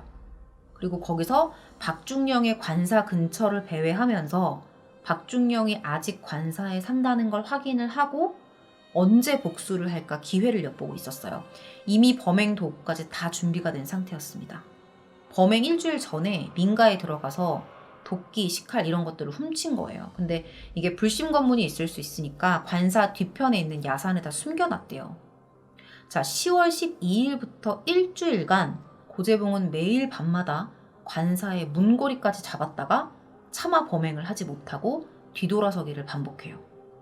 그런데도 포기할 생각은 없었나 봐요. 결국에 그는 18일 오후에 마을 탈곡장에서 술을 얻어 마시고 술기운에 취해서 다시 관사로 향합니다. 밤 10시가 됐어요. 고재봉은 준비했던 도구를 가지고 관사 울타리 밖에서 집안의 동태를 살펴요. 그날 마침 박중영이 술에 만취해서 아내하고 언쟁을 벌이고 있었거든요. 그 모습까지 확인을 합니다. 새벽 1시 30분경에 그는 관사 뒷문으로 침입을 해요. 그리고 작은 손전등을 비춰서 박중영 방으로 들어갔는데요. 거기서 고재봉은 망설임 없이 이렇게 도끼를 이용해서 범행을 저질렀습니다. 그는 박중영을 살해 후에 방 안에 불을 켰고요. 주전자에 있던 술을 마십니다. 그리고 방을 뒤지기 시작해요. 박중영이 권총이 있을 수 있으니 그걸 탈취하려고 방을 막 뒤졌던 거죠.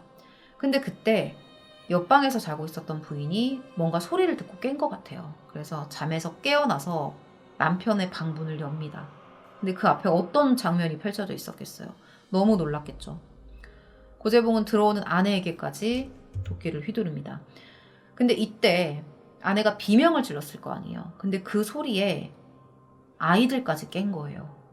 깨서 이제 막 울기 시작합니다. 고재봉은 이 소리를 들었겠죠. 그리고 아이들의 방으로 가는데요. 거기 누가 있었냐면 9살, 5살 딸이 있었고요. 3살 아들, 그리고 이 아이들을 돌봐주는 15살 식모까지 같이 있었습니다. 이후의 일은 여러분들이 예상하시는 대로입니다. 그렇게 고재봉의 손에 그날 이 집에 있던 모든 사람들이 몰살당합니다. 유일한 생존자는요, 서울 큰 집에 가 있었던 지금 사진에 보시는 12살 큰아들 뿐이었습니다. 이렇게 순식간에 진짜 입에도 담지 못할 짓을 저지르고 나서도요, 고재봉은 그 집에서 빈손으로 나오질 않았어요. 거기서 뭘 가지고 나오냐면 손목시계, 다이아 반지, 돈 10원, 그리고 야전 잠바, 작업복, 근무복, 군화 이런 것들 다 훔쳐서 나와요. 방 안에 금고가 있었거든요. 현금이랑 이제 귀중품 같은 거 넣어놨었던 금고가 있었는데 이건 너무 단단해서 못 열었다고 말을 했습니다. 자, 범행에 성공을 했어요. 자기 계획대로. 고재봉의 기분이 어땠을까요? 내 인생을 망쳐놓은 박중영 그리고 그 가족들까지 다 죽였으니 복수에 성공했다고 기뻐했겠죠? 그토록 기다렸던 일이니까요. 그런데 박중영은 같은 시각 여전히 단잠에 빠져 있었습니다. 박중영의 아내와 아이들도 모두 곤히 자고 있었어요. 이게 어떻게 된 일일까요?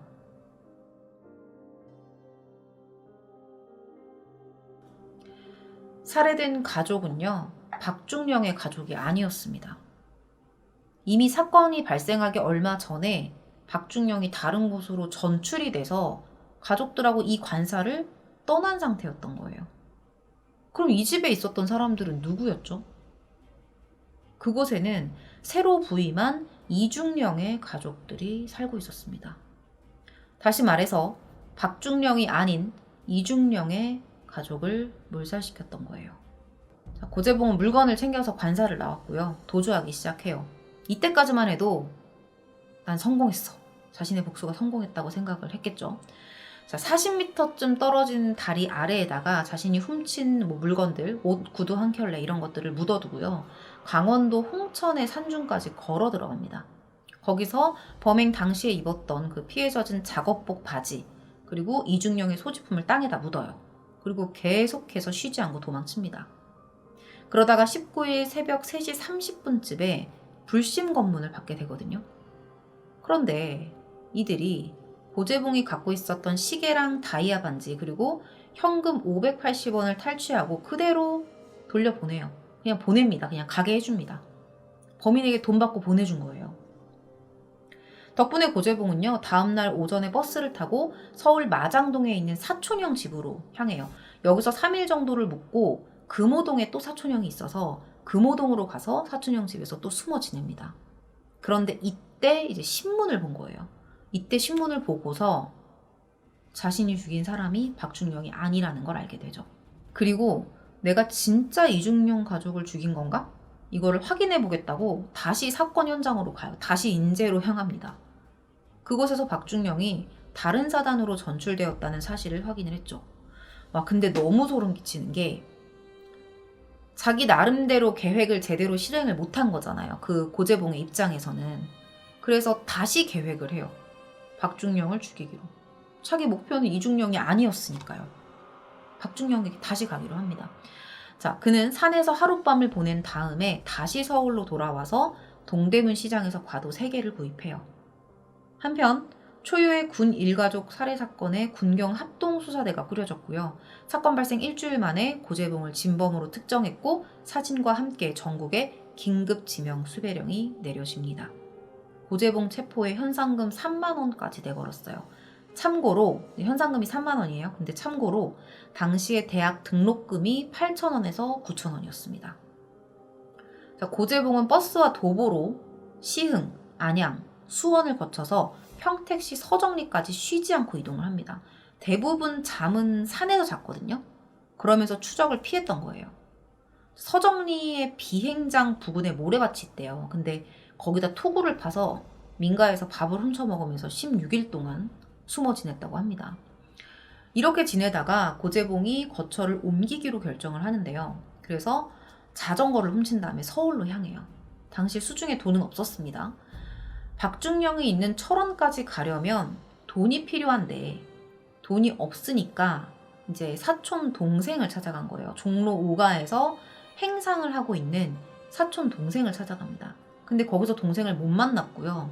그 동생이 일하던 곳 근처에서 땅콩 장사를 하는 김복수라는 남성에게 물어봐요. 내 동생 못 봤어? 어디 갔어? 오늘 장사 안 나왔어? 이렇게 물어본 거예요.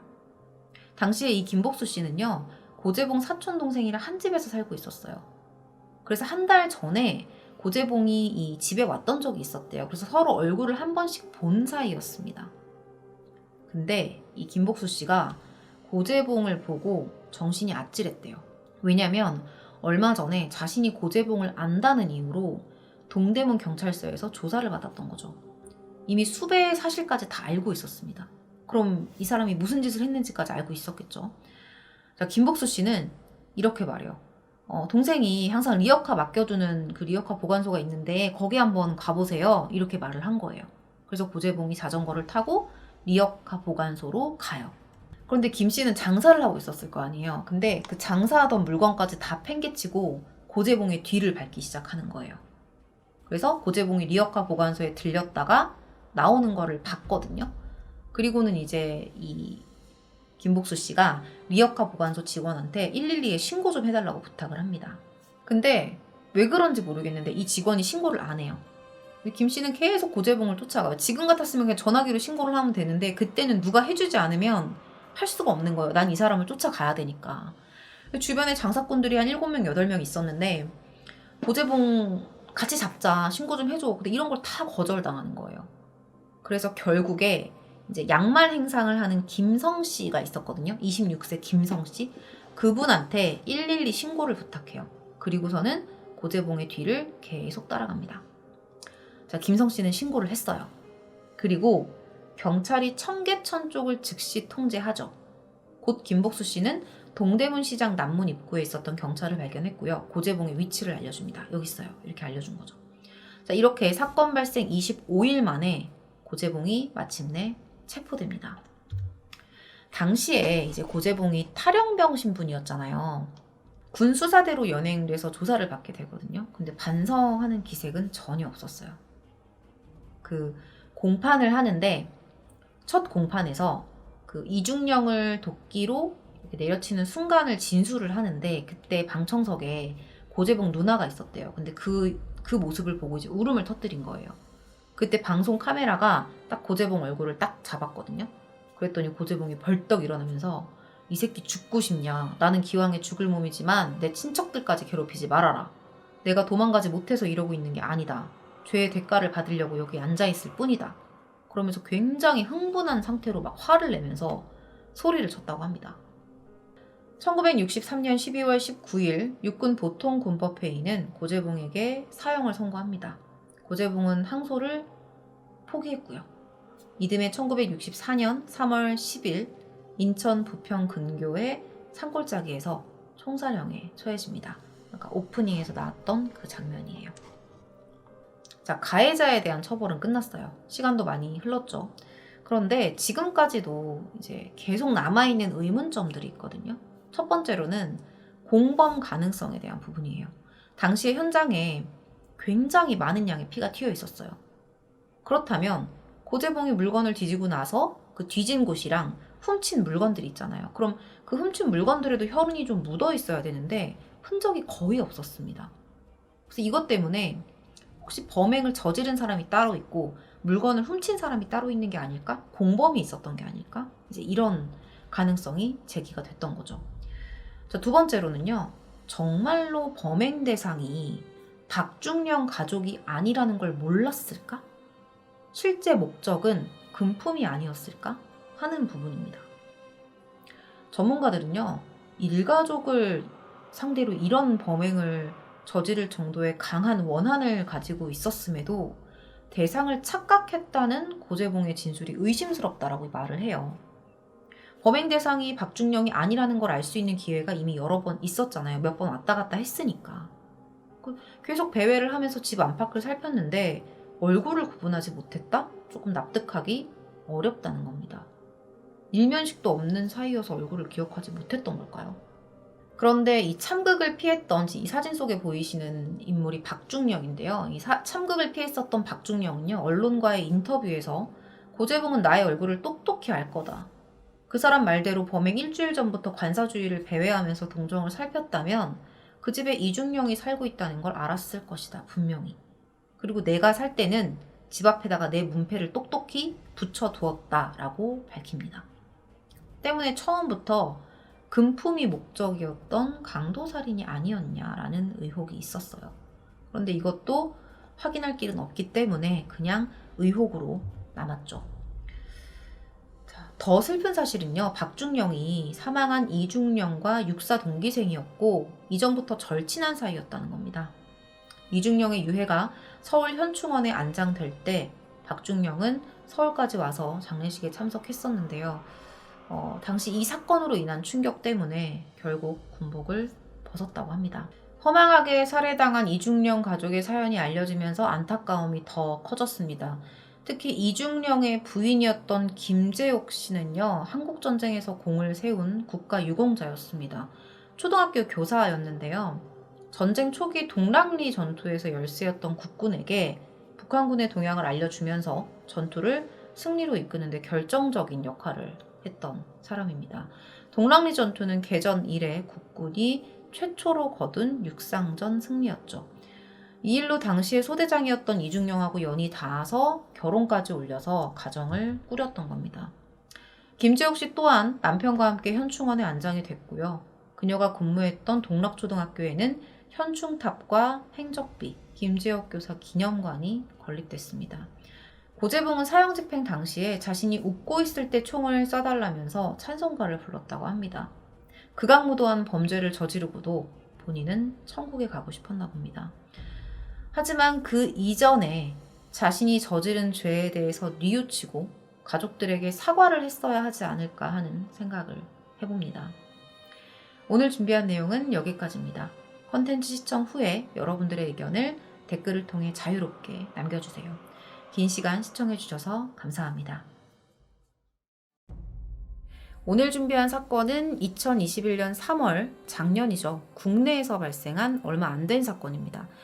자세한 내용까지 여러분들이 다 모르시더라도 들어보시면 이 사건이지 하실 겁니다.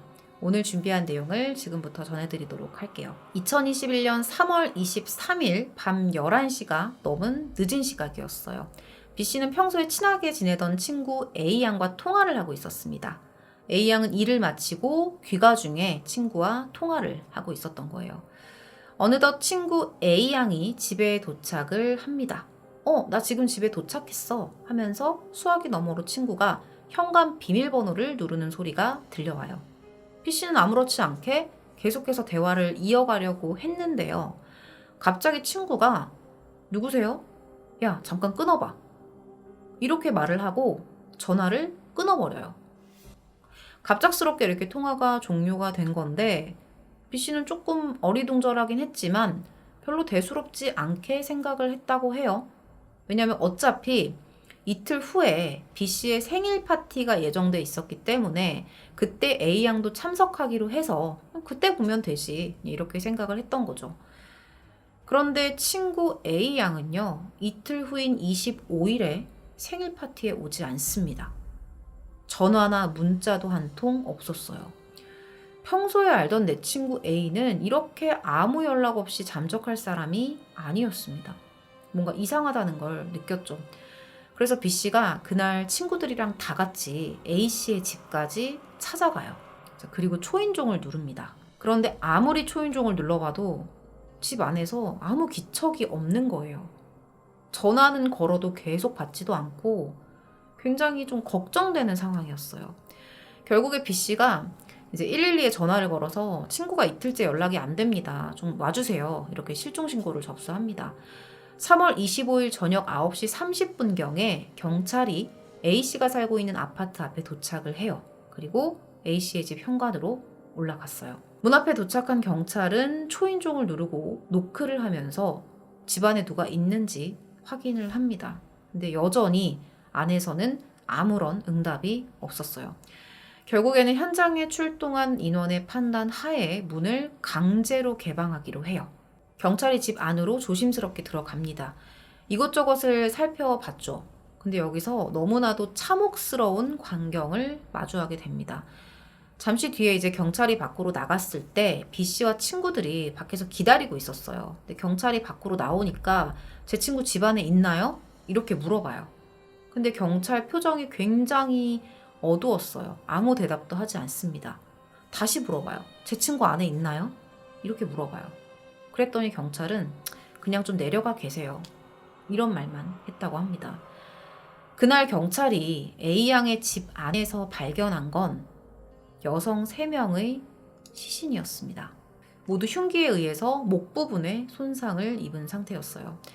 그리고 작은 방에서도 한 남성이 목에 칼이 꽂힌 채 누워 있었거든요. 발견 당시에 이 남성은 숨이 붙어 있었기 때문에 경찰이 곧바로 남성을 병원으로 옮깁니다. 자, 지금까지의 상황으로 밀어보면 이 4사람은 가족이고 집에 침입한 괴한에 의해서 습격을 받은 피해자처럼 보이잖아요. 그런데 그게 아니었어요. 이 집에 살고 있었던 사람은 3명의 모녀, 즉 앞서서 현장에서 발견됐던 그 3명의 여성뿐이었습니다. A양의 어머니 그리고 A양의 여동생 A양 이렇게 3명이었습니다. 그러면 이 작은 방에 있었던 남성은 누구였을까요? 그 남성은 이 3모녀를 해친 범인이었습니다. 이 사건은 노원구에서 벌어진 사건이고요. 그날 작은 방에서 발견됐다는 남성은 바로 이 사람입니다. 김태현이에요. 낯익은 얼굴이죠, 여러분. 다 한 번씩 보셨을 겁니다. 이날의 처참했던 참변은 이렇게 세상에 알려지게 됩니다. 도대체 그 시작은 어디였을까요? 자, 보고 계시는 김태현은 1996년생이에요. 25살입니다. 피해자인 A씨하고는 서로 알던 사이였어요. 알게 된 그 이유는 유명 온라인 게임 롤 아시죠? 그 게임을 통해서 알게 된 사이였죠. 연락을 주고받기 시작한 지 2달 정도 됐을 때 그때가 2021년 1월 초였거든요. 그때 이 2사람이 PC방에서 처음으로 오프라인 만남을 가집니다. 김태현은 이때 A씨를 보자마자 호감을 느꼈고 곧바로 다음 약속까지 잡았다고 해요. 1월 중순에 이 사람들이 2번째 만남을 가졌고요. 며칠 뒤인 23일에 이 같은 게임에서 만났던 또 다른 지인들 2명과 함께 모임을 가집니다. 그런데 이 자리에서 문제가 하나 발생해요. 자, 그날 나온 사람들이 A씨 그리고 김태현을 비롯해서 남성 1명, 여성 1명이 있었어요. 4명이었습니다. 근데 이 중에서 김태현 말고 다른 남성이 A씨에게 관심을 보였던 거예요. 근데 이게 문제가 될 상황이 아니잖아요, 솔직히. 남녀간의 지극히 자연스러운 상황이죠. 근데 김태현이 이게 너무 안 입고 왔던 거예요. 이 모습을 안 입곱게 여겼던 김태현이 그 남성한테 일방적으로 시비를 겁니다. 그래서 말다툼을 하기 시작했는데 이 과정에서 김태현이 진짜 엄청 과격하고 무례한 모습을 보였던 거예요. 완전히 그 남은 3사람이 질려버릴 정도로. 그래서 김태현의 연락처를 다 차단해버립니다. A씨도 그 3번째 만남을 끝으로 그날 이후로는 김태현을 만나지 않았어요. 연락도 받지 않았고요. 근데 그때부터 김태현이 A양에게 계속해서 집착을 하기 시작하는데요. 진짜 완전히 상습적으로 괴롭히기 시작합니다. 받을 때까지, 전화 받을 때까지 계속 휴대폰으로 연락을 했고요. 차단을 했을 거 아니에요. 그럼 차단당하면 다른 번호로 걸고 다른 번호로 걸고 계속 이걸 반복하는 거예요. 그럼 A양도 계속해서 연락을 피했겠죠? 그랬더니 이번에는 A양의 집 앞으로 찾아가요. 거기서 막 8시간 동안 기다리고 있어요. 주소를 가르쳐 준 적도 없는데 찾아온 거예요. 그런데 알고 보니까 이 주소를 어떻게 알았냐면 이거 여러분들도 조심하셔야 될 것 같아요.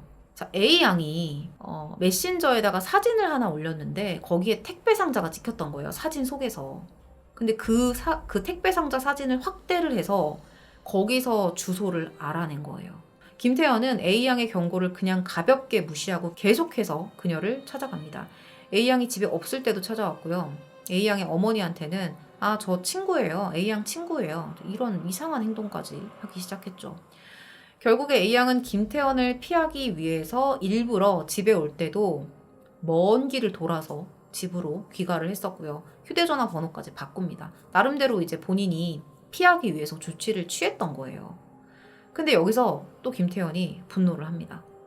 그래서 그 무시무시한 범행 계획을 세우기 시작해요. 이런 범죄자들 특징이 자기가 한 건 기억을 못해요.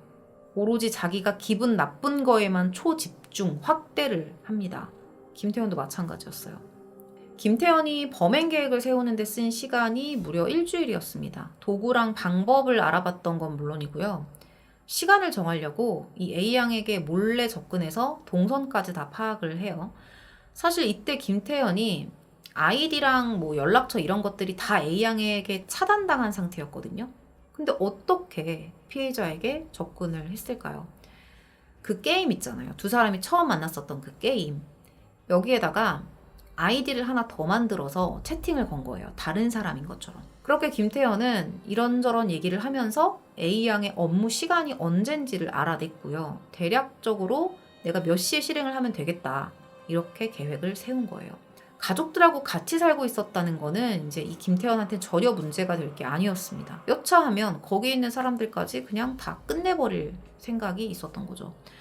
그렇게 김태현은 2021년 3월 23일 오후 5시경에 A양이 사는 동네에 도착을 합니다. 자, CCTV 화면이에요. 둘러보면서 어디론가 들어가고 있죠. PC방으로 들어가는 모습입니다. 처음에 김태현이 A양이 자주 다니고 있었던 PC방으로 들어가요. 거기서 한 20분 정도를 머무르거든요. 근데 컴퓨터는 사용하지 않은 것으로 봤을 때 휴대폰을 이용해서 A양이 어디 있는지 위치를 확인한 것으로 보입니다. 5시 20분경에 김태현은 PC방을 나와서 근처의 슈퍼마켓으로 향해요. 왜 갔을까요? 거기서 범행 도구를 훔칩니다. 주인한테 이걸 돈을 주고 사면 주인한테 의심을 받을 수도 있잖아요. 그래서 훔친 걸 품 안에 숨기고 다른 물건을 사서 태연하게 가게를 나섰죠. 자, 그 다음 목적지는 바로 A양의 집이었습니다. 자, 근데 얘가 이동을 하는 중간에 이런 걸 검색해요. 이런 걸 검색해요. 여기서 구체적인 범행 방법까지 알아내요. 그리고 잠시 뒤에 그는 서울특별시 노원구 중계동에 있는 한 아파트 앞에 도착을 합니다. 엘리베이터를 타고 A양의 집 현관까지 올라왔는데요. 망설임 없이 초인종을 눌러요. 뭐 망설이는 게 1도 없어요. 그냥 누릅니다. 그때 이 집안에 있었던 사람은요, A양의 여동생 혼자였거든요. 누구세요? 이렇게 물어봤겠죠? 그랬더니 아무렇지도 않게 퀵서비스 기사입니다 라고 대답을 해요. 자, 근데 A양 동생이 생각했을 땐 좀 이상한 거예요. 퀵서비스? 그런 거 온단 말 없었는데? 그래서 문을 열기 전에 엄마한테 전화를 걸어요. 그리고 언니한테도 문자를 보내요. 자, 여기 보면 작은 딸, 집에 뭐 시켰어? 그랬더니 언니가 아니? 뭔 퀵이 왔다는데 네 거 아니지? 그랬더니 아니? 이렇게 서로 문자를 주고받아요. 이후에 이제 엄마가 무슨 물품이니? 이렇게 물어봤는데 답장이 없는 거예요. 그래서 뭐해? 반신욕해? 이렇게 문자를 보내요. 그랬더니 응! 이라고 답변이 옵니다. 이건 김태현이 답변을 한 거예요. 어떤 상황이 벌어진지 아시겠죠? 근데 엄마는 이 응이라는 말이 뭔가 이상한 거예요. 평소에 딸이 굉장히 살가운 딸이었는데 너무 무미건조하고 무뚝뚝하게 응! 이렇게 온 게 이상한 거예요. 그래서 딸한테 전화를 겁니다. 전화를 한 7번을 걸어요. 당연히 못 받았겠죠. 이미 범행을 저지른 후였으니까. 당시에 여동생은요, 문 앞에 물건을 두고 가라고 말을 했습니다. 그런데 가지 않고 김태현이 계속 문 앞에서 기다려요. 물건을 가지러 나올 거 아니에요, 언젠가는. 그러니까 그때까지 기다린 거예요. 잠시 뒤에 물품을 확인하기 위해서 문을 연 A씨의 여동생을 밀치고 집 안으로 침입을 한 겁니다. 정말로 비명을 지를 틈도 없이 순식간에 목숨을 잃습니다. 자, 그렇게 아무것도 모른 채 밤 10시 반쯤에 A양의 어머니가 귀가를 했는데 그때 어머니도 김태현의 손에 목숨을 잃습니다. 김태현에게 남은 목표는 A양 한 명뿐이겠죠. 그날도 A양은 평소와 다름없이 친구와 통화를 하면서 집에 들어왔는데요. 그때 집안에서 자기를 스토킹하던 남자를 마주친 겁니다. 친구하고 통화하고 있을 때. 엄마하고 동생은 보이지도 않고 그때 정말 그 멘탈이 진짜 어땠을지 상상을 할 수조차 없어요. 자, A양은 처음에 김태현을 보고 나서 우리 엄마랑 동생 어딨어? 라고 물어봤대요. 근데 그때 김태현이 했던 대답 보냈다. 이렇게 말을 했대요. 그리고 곧바로 자신의 계획을 실행했죠. 그렇게 오랜 시간이 걸리지도 않았어요. 한 악마가 순식간에 온 가족의 삶을 깨버린 거죠. 그런데 그 후에 이어진 김태현의 행위가 진짜 가관입니다. 준비했던 흉기로 스스로 목숨을 끊으려고 계속 시도를 했는데 그때 출혈이 발생했을 거 아니에요. 그것 때문에 잠깐 기절했다가 일어났다고 해요. 그리고는 목이 말랐는지 냉장고를 뒤져서 맥주도 먹고 우유도 먹고 밥까지 챙겨 먹습니다. 사람을 죽여놓고 그 옆에서. 그러다가 또 자기 배를 찔러요. 복막이 뚫릴 정도로 꽤 깊게 찌릅니다. 근데 장기를 건드리지 않아서 죽지는 않았던 거예요. 그렇게 계속 피해자 집에서 버티고 있다가 경찰이 문을 따는 소리를 듣고 또 목을 찌른 거예요. 이후에 그는 병원으로 옮겨져서 수술을 받고 멀쩡히 깨어납니다. 피해자 김태현이 회복을 하면서 이 노원구에서 발생한 사건의 수사가 본격적으로 시작이 됩니다. 경찰은 과거에 김태현이 여러 차례 전과를 저질렀다는 걸 알아냈어요. 성적 욕설을 해서 모욕죄로 처벌받은 적도 있었고요. 여자 화장실에 숨어서 볼일 보는 거 몰래 훔쳐보다가 적발된 적도 있었다고 해요. 그리고 미성년자에게 음란 메시지를 보낸 죄로 처벌을 받기도 했습니다. 지인들의 증언을 좀 들어보면 김태현이 군대를 전역하고서 직업도 마땅히 없었대요. 그래서 PC방만 계속 왔다 갔다 하면서 게임에만 몰두를 하는 사람이었다고 합니다.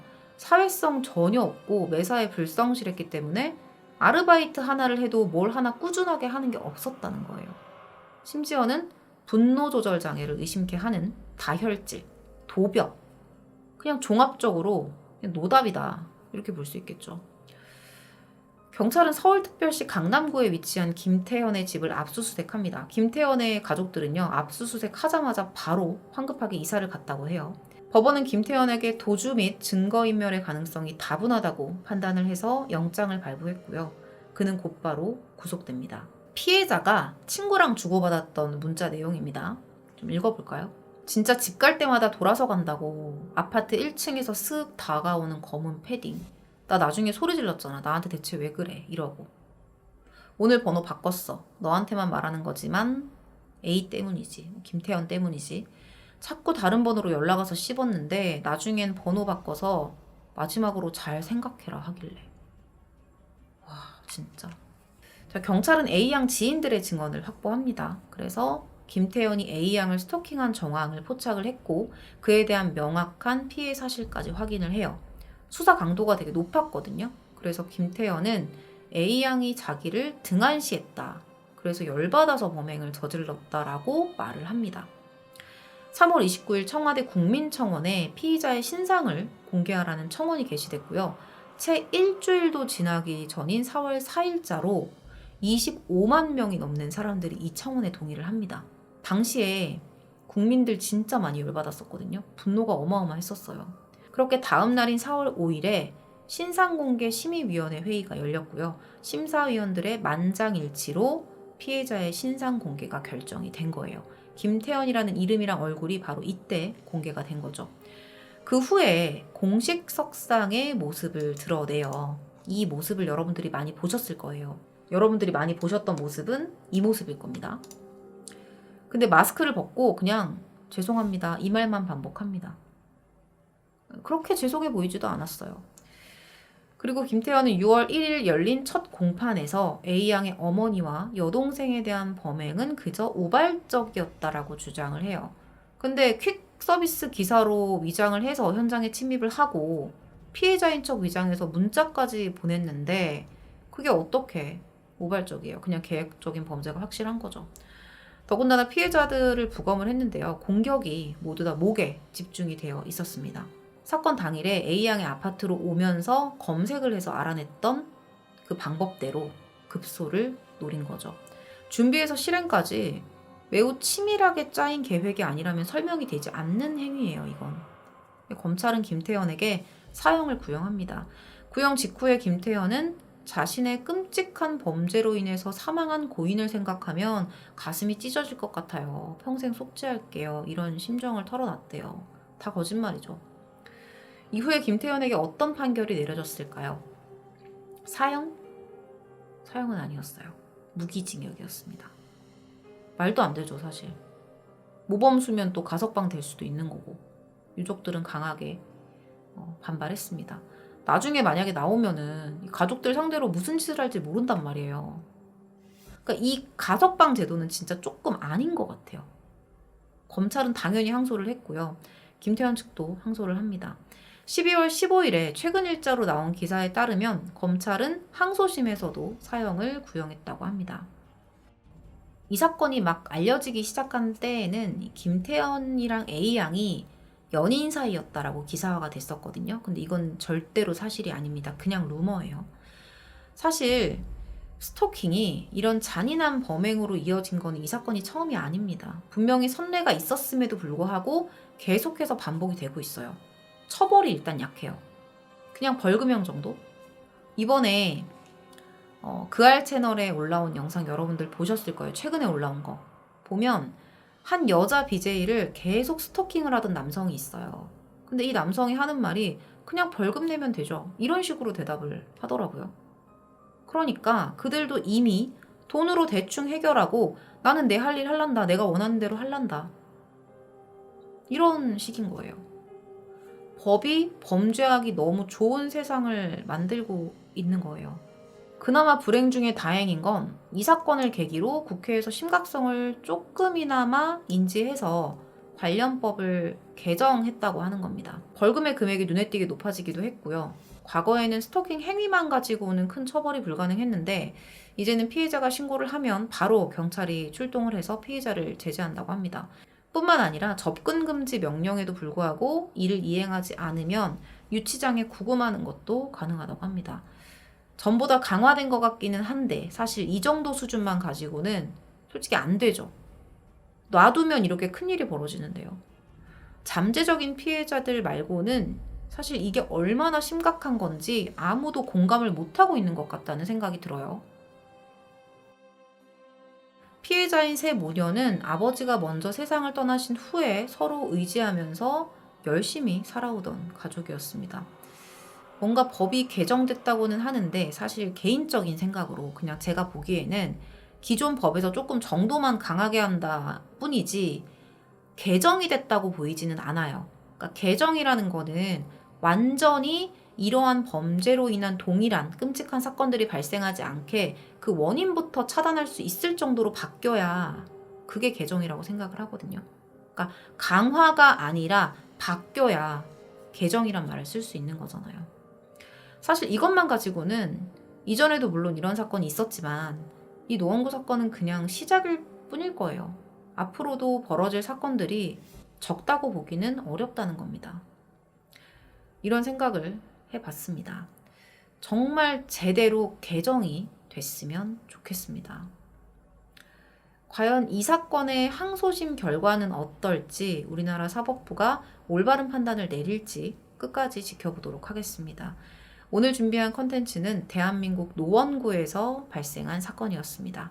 시청해주셔서 감사합니다.